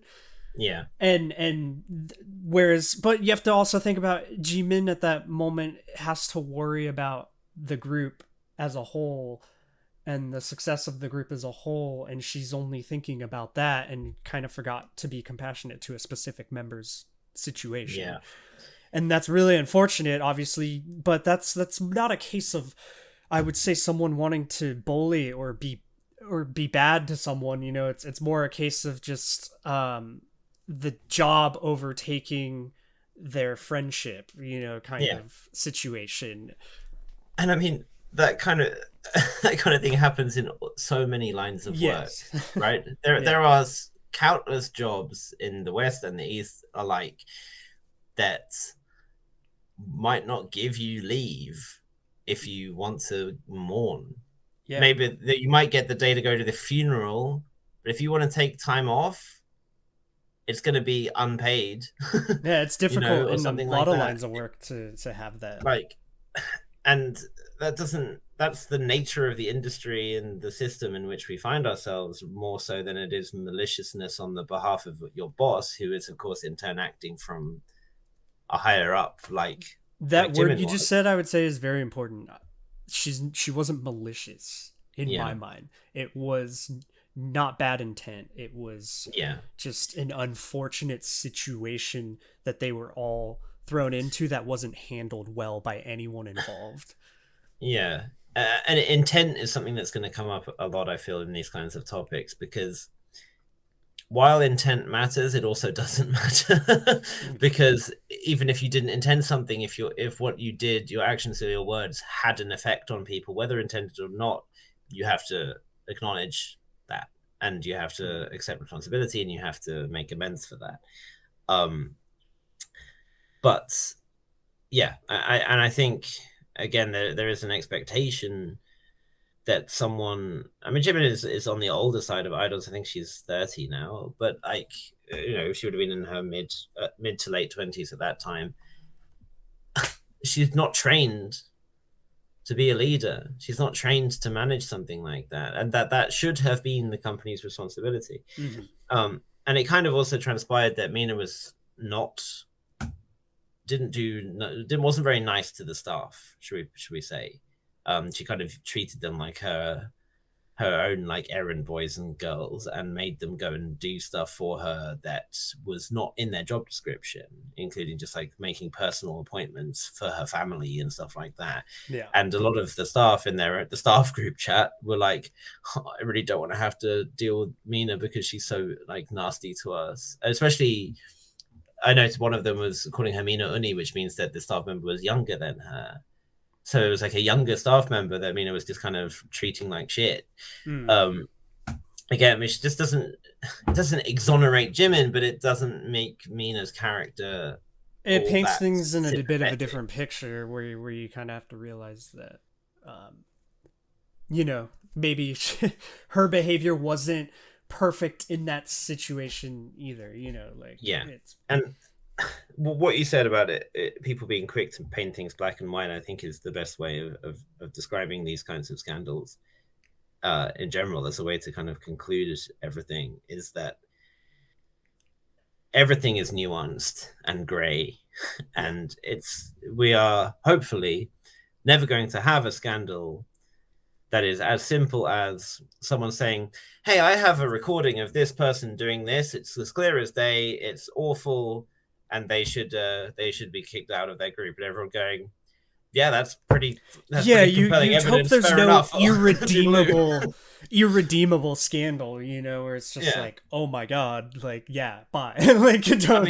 If every scandal was as simple as that, then that would obviously be a lot easier on us. But none of them are, and yeah, ultimately we have to take the time to listen and form our own judgments, and then perhaps reserve those judgments until enough evidence has been presented. And either way, to not use those judgments to influence other people into things that aren't related. Because ultimately, even though something can be shitty, it doesn't mean you're a bad person or you yourself are a bully. If you think that someone who did bully someone deserves a second chance, or if you think that they might not have done the thing that they're accused of, people should still judge each other based on their character as it is and their actions as they are, and accept that ultimately those Korean celebrities aren't going to know or care whether or not you guys have a friendship that ends or not over what you think about their scandal. And perhaps there are bigger things to focus on sometimes. Of course, it does all come down to what exactly the scandal is. But of course, what the variable of what the scandal is very important. But I feel that believing someone's redeemable is not a bad trait. No. I think, of course, everyone can feel free to discuss if they still, even with new things coming in light of, especially the AOA situation, if you still don't believe in supporting Jimin, then feel free to tell us why and give kind of an explanation, because I would like to know why. Because in my case, it's not black and white. It's a redeemable situation where it's like, okay, well, I don't see a reason to just be like, this person deserves no career anymore. You know, like yeah, and I mean, obviously, it's up to Jimin what she wants to do. It's not like we can just wave our hands and she can come back to AOA, and AOA can just suddenly resume being a group again, and everything is fine. Mm-hmm. Maybe she wouldn't want that, but you know, the reports of her just like she only goes outside to walk her dog, and she just doesn't go outside or do anything. It's like there's no way for a person to live who admittedly made some poor choices, but I don't think deserves that fate for it. And equally, the hate that Mina's been getting increasingly is also undeserved, because regardless of how it was intended or whatever, if Mina was genuinely perceiving these things in that way and they were genuinely affecting her this badly, then she absolutely should deserve support and should be given the help that she needs. Yeah. So yeah, it's a tough one, and I hope that down the line Mina can get better, and Jimin can hopefully feel happy doing whatever it is that she wants to do. Yeah. And above all, that the other members who kind of have come back out of their mini Instagram hiatuses and stuff can do what they want to do. And I know that for Solhyun, for example, it's easier because she's such a recognized face and she gets commercial deals and acting and stuff like that. But for Haejong and for Chanmi, it's a lot harder for them to get work when it's not on AOA. Mm-hmm. And I hope that they're not, you know, when AOA's contract expires next year, that they're not going to just kind of be put out to pasture and fade away if they were still hoping to do stuff in the industry, that this, which has been relatively out of their own hands, has ended up affecting them in that way. Yeah. So time will tell, but yeah, I certainly hope. I would hope in the future that they both are in good places and can just actually like forgive each other about the whole situation. Yeah, would be the best. It's an unfortunate, like, if anything, it's just a really unfortunate situation where no one involved knew how to handle it. Yeah. And you would hope they could just all realize that kind of and forgive each other for it. Yeah. And I hope that more companies as well can can do more. I mean, it's too much to say that they should give everyone like sensitivity training or something like that. Yeah. But it's like they should have people, their own staff, who can recognize when something like that is happening. And for members who are going through something, can go to a staff member like that and say, hey, look, this is going on and I'm really struggling and I need time off or whatever.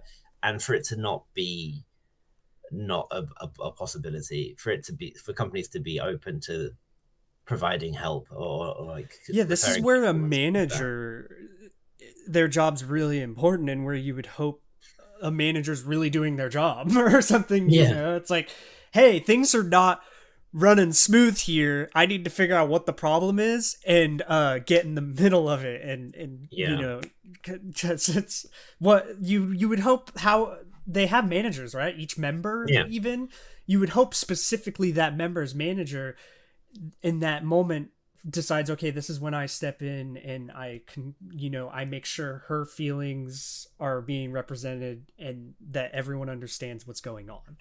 Yeah, I mean, the job description of managers in that sense is usually little more than a glorified chauffeur.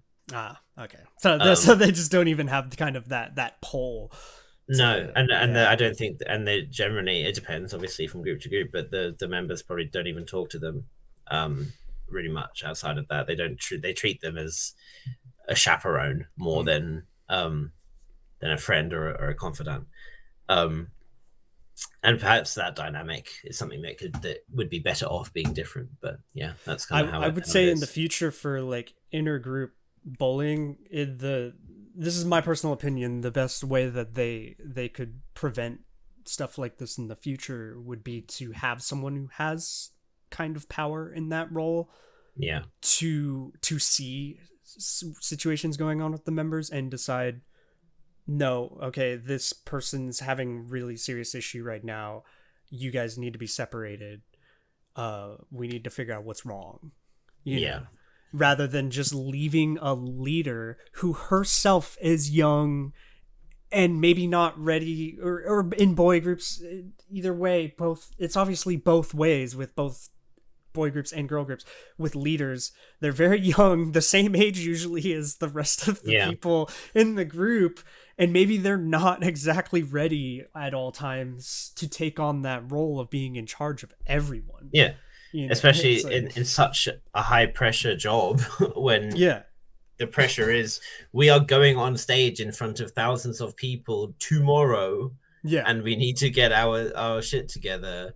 If you have someone who's not, I mean, if you, in your band, for example, if you had a bassist who was just like refusing to practice to rehearse your new song, you're like, bruh, we're playing at Coachella tomorrow or whatever. Not that you guys would be playing at Coachella, not because of your stature, but I don't think you're quite the build that they're the pop, you know, like pop hip hop style that plays there. Yeah, when you rebrand as a surf pop group, that's, but like, you know, that you might start off being like, okay, you know, like, you know, I'm sorry you're going through it, but like, we need to get together. And then the more that the closer that deadline is coming, the more you're like, dude, fucking get your bass and play this song, you know, that kind of thing, right? Yeah.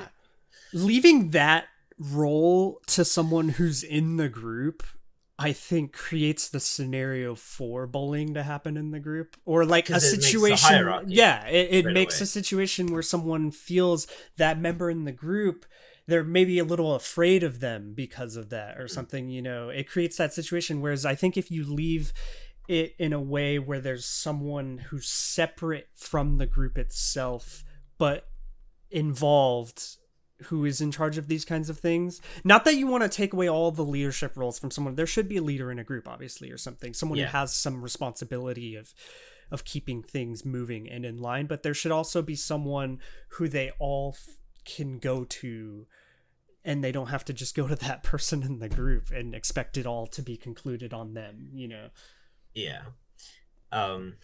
I think that it creates that kind of power dynamic where there's a member who has the ear of the company, as it were, and it feels like both of them are coming down on you, and the other members want to progress too, even if they're not actively participating. They will gravitate towards the side of let's move on. so it feels like it's everyone against you, and it's if your mind is not in the right place, then it's easy to then have that will get warped and feel even worse than it is, for sure. Well, hopefully in the future they figure out in K-pop a good model for preventing scenarios like this in the future. It's probably impossible to permanently prevent something like this kind of situation from happening, but you would hope there's things in place for it not to happen as often as it seems to be happening. Yeah. I don't know if there's is there anything else? I'm sure there's so many of these scandals that we could go into so many, but I feel like we really went in depth on really important ones.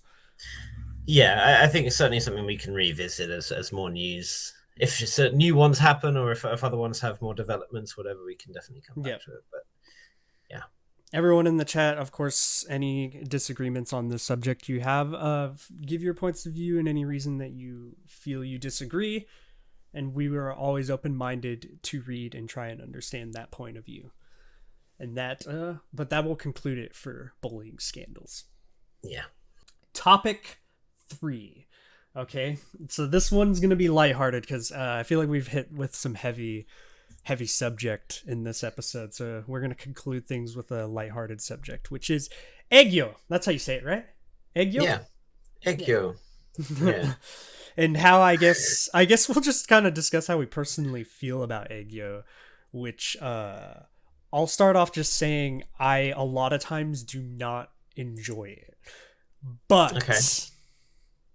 But there are what I will call masters of their craft who pierce that wall I have built up to just be like, no, I don't like this. And that being Chu, who I think is literally like the living embodiment of Aegyo in a human being. Like, so you can kind of say how you feel about Aegyo.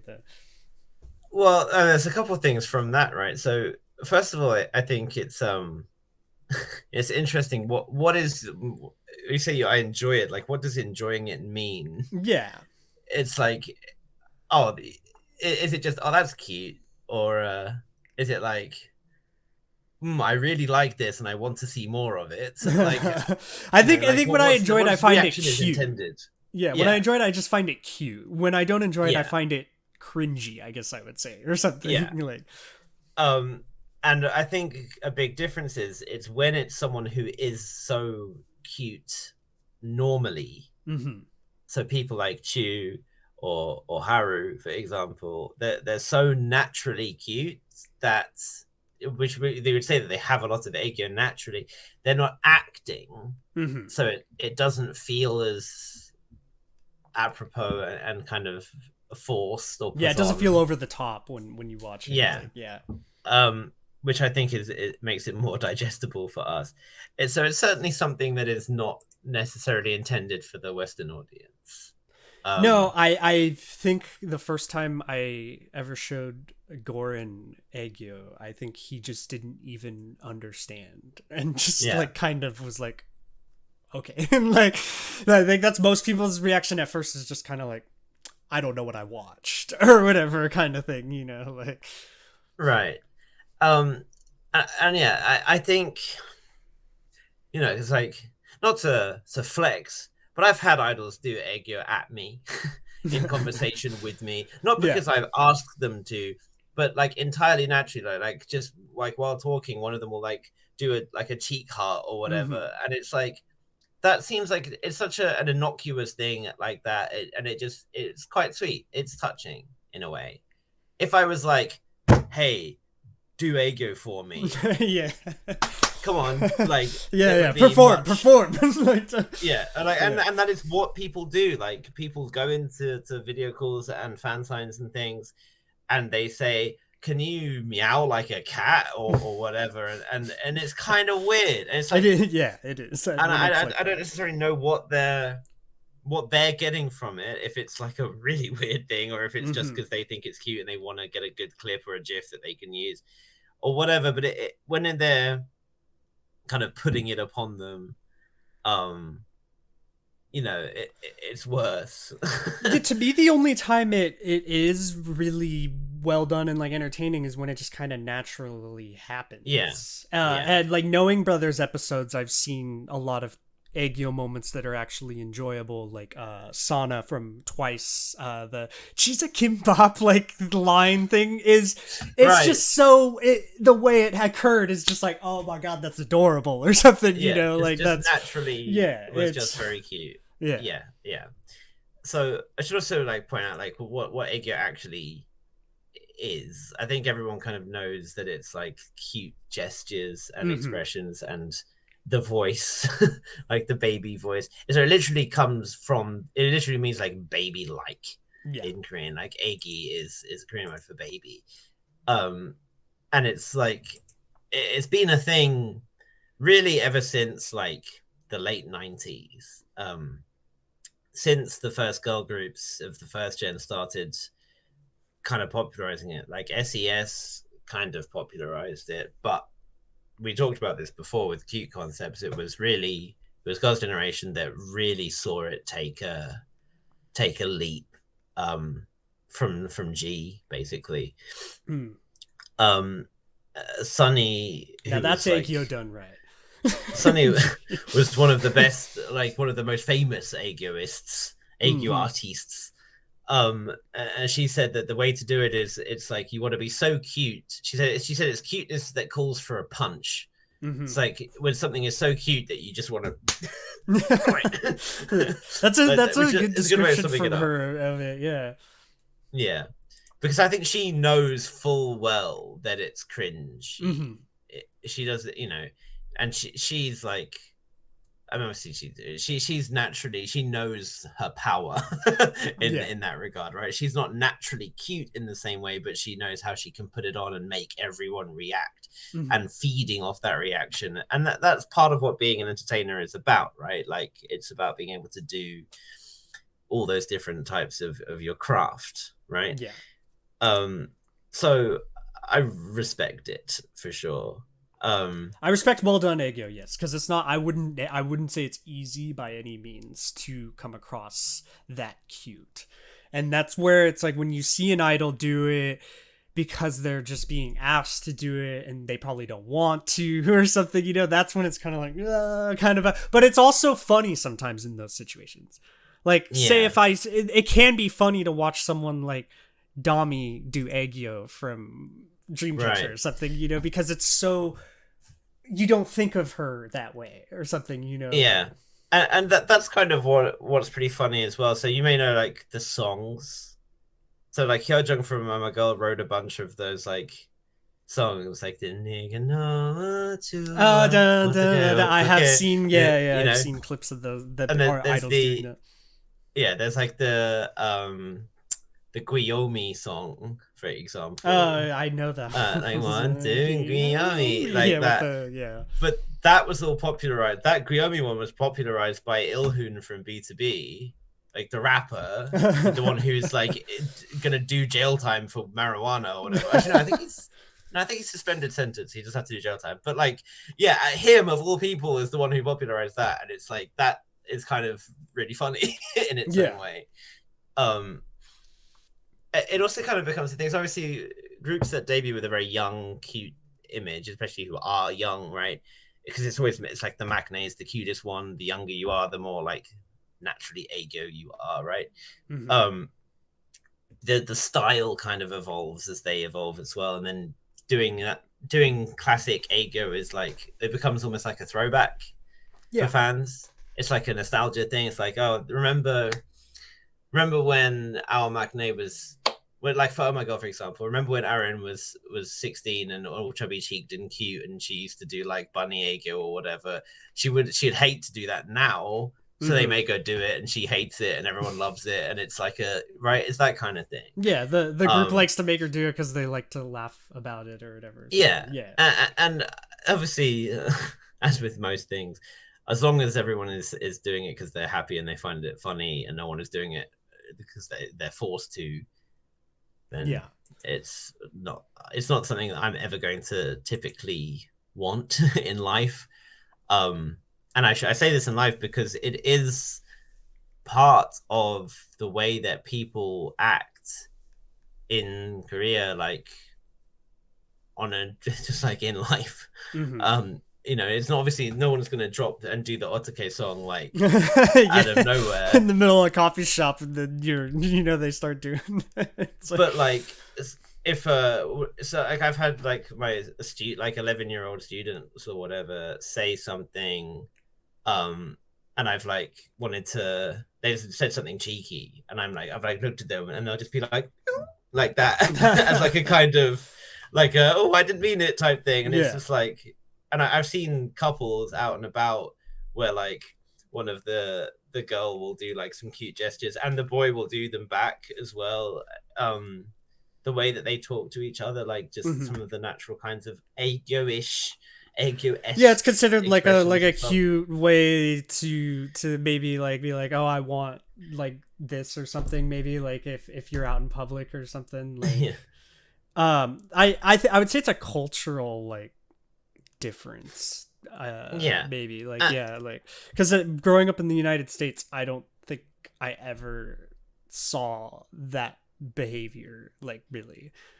Yeah, and it certainly carries with it a different vibe. Or it's different. It's if you do see that behavior, it's not in the same sense, like it's not as over the top, I guess maybe you would say, like. Yeah. So like obviously in Japan you have the concept of kawaii, right? Like it's a whole subculture, right? And I think in China I should say, there is there's something similar as well. I think it's Saishao or something like that. I don't know. I don't speak Chinese. I'm not as familiar with it, but I think there is a similar type of thing.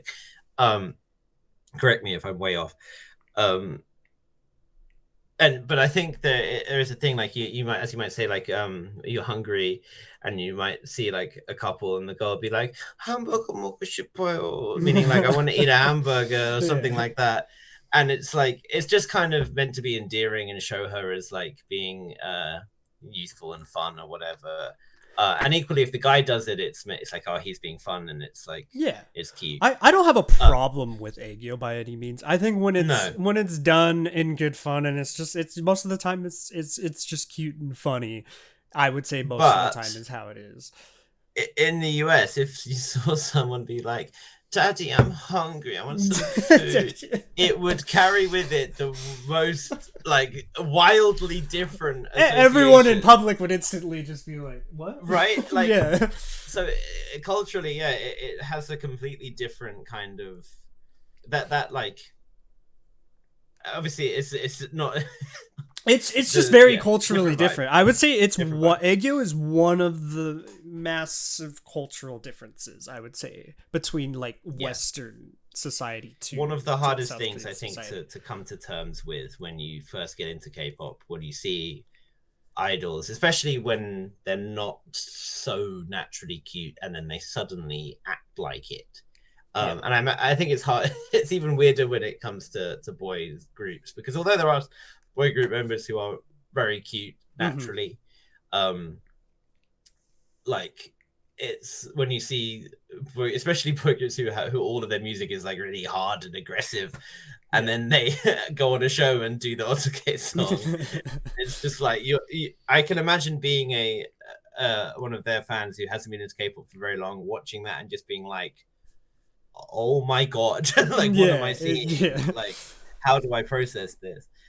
For me it's just kind of, it's been a fact of life since as soon as forever, and it's never been something that I've never found myself really actively cringing about it, and I've never found myself being actively enthralled by it. It's just kind of a thing that happens, and when it's done well it's pretty cute, and when it's done not well it's pretty cringy, and either way I'm still entertained.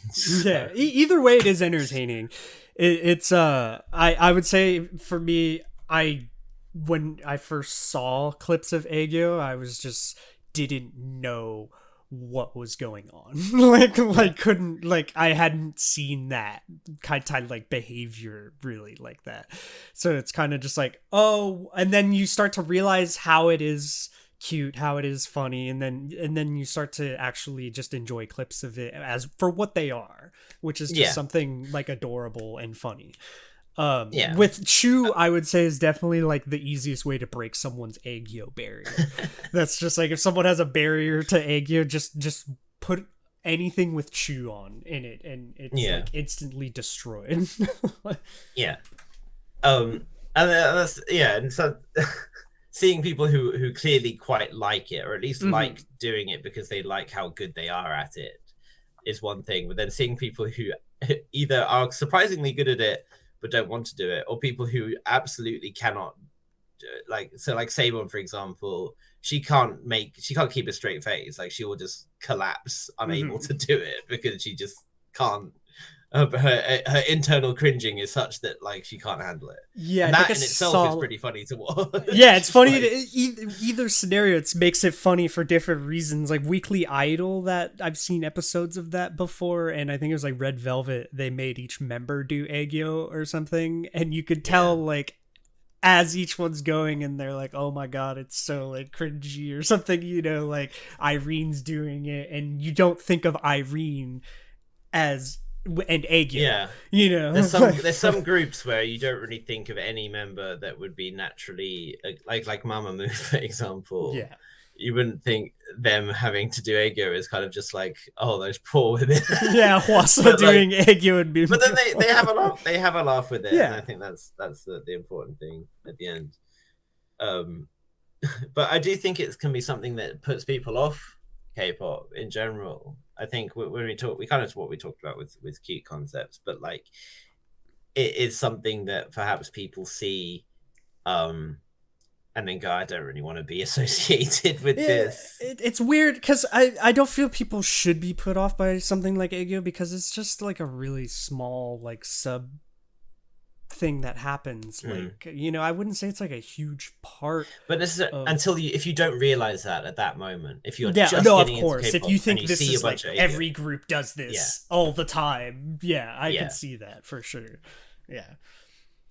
For people who have seen Aegyo, maybe if you have been showing K-pop to someone and they don't like it because of Aegyo, I would just show them Chew. That's my advice. that's my advice there. Really just beat them over their head. Yeah, just be really the personification of Aegyo. Show them like the that's my advice as far as it. But I would also say I would just explain that it's not as obviously it's prominent in K-pop, but it's not like always there. I would say it's not that deep. It's not. Yeah, it's not. It's nothing. It's like it's just a cute, funny behavior. That's all it is. That's how I've come to see it. Just something that's a cute, funny behavior that happens every now and then. Yeah.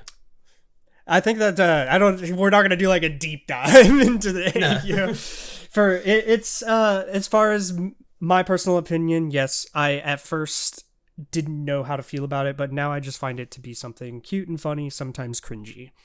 Would be how to wrap it up, I would say, about that. You feel same?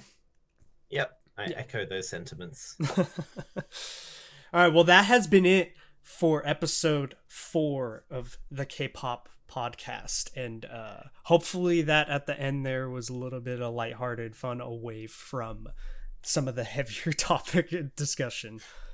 I am Honan. I'm Oliver. Oh, wow, he's doing she's a Kimba.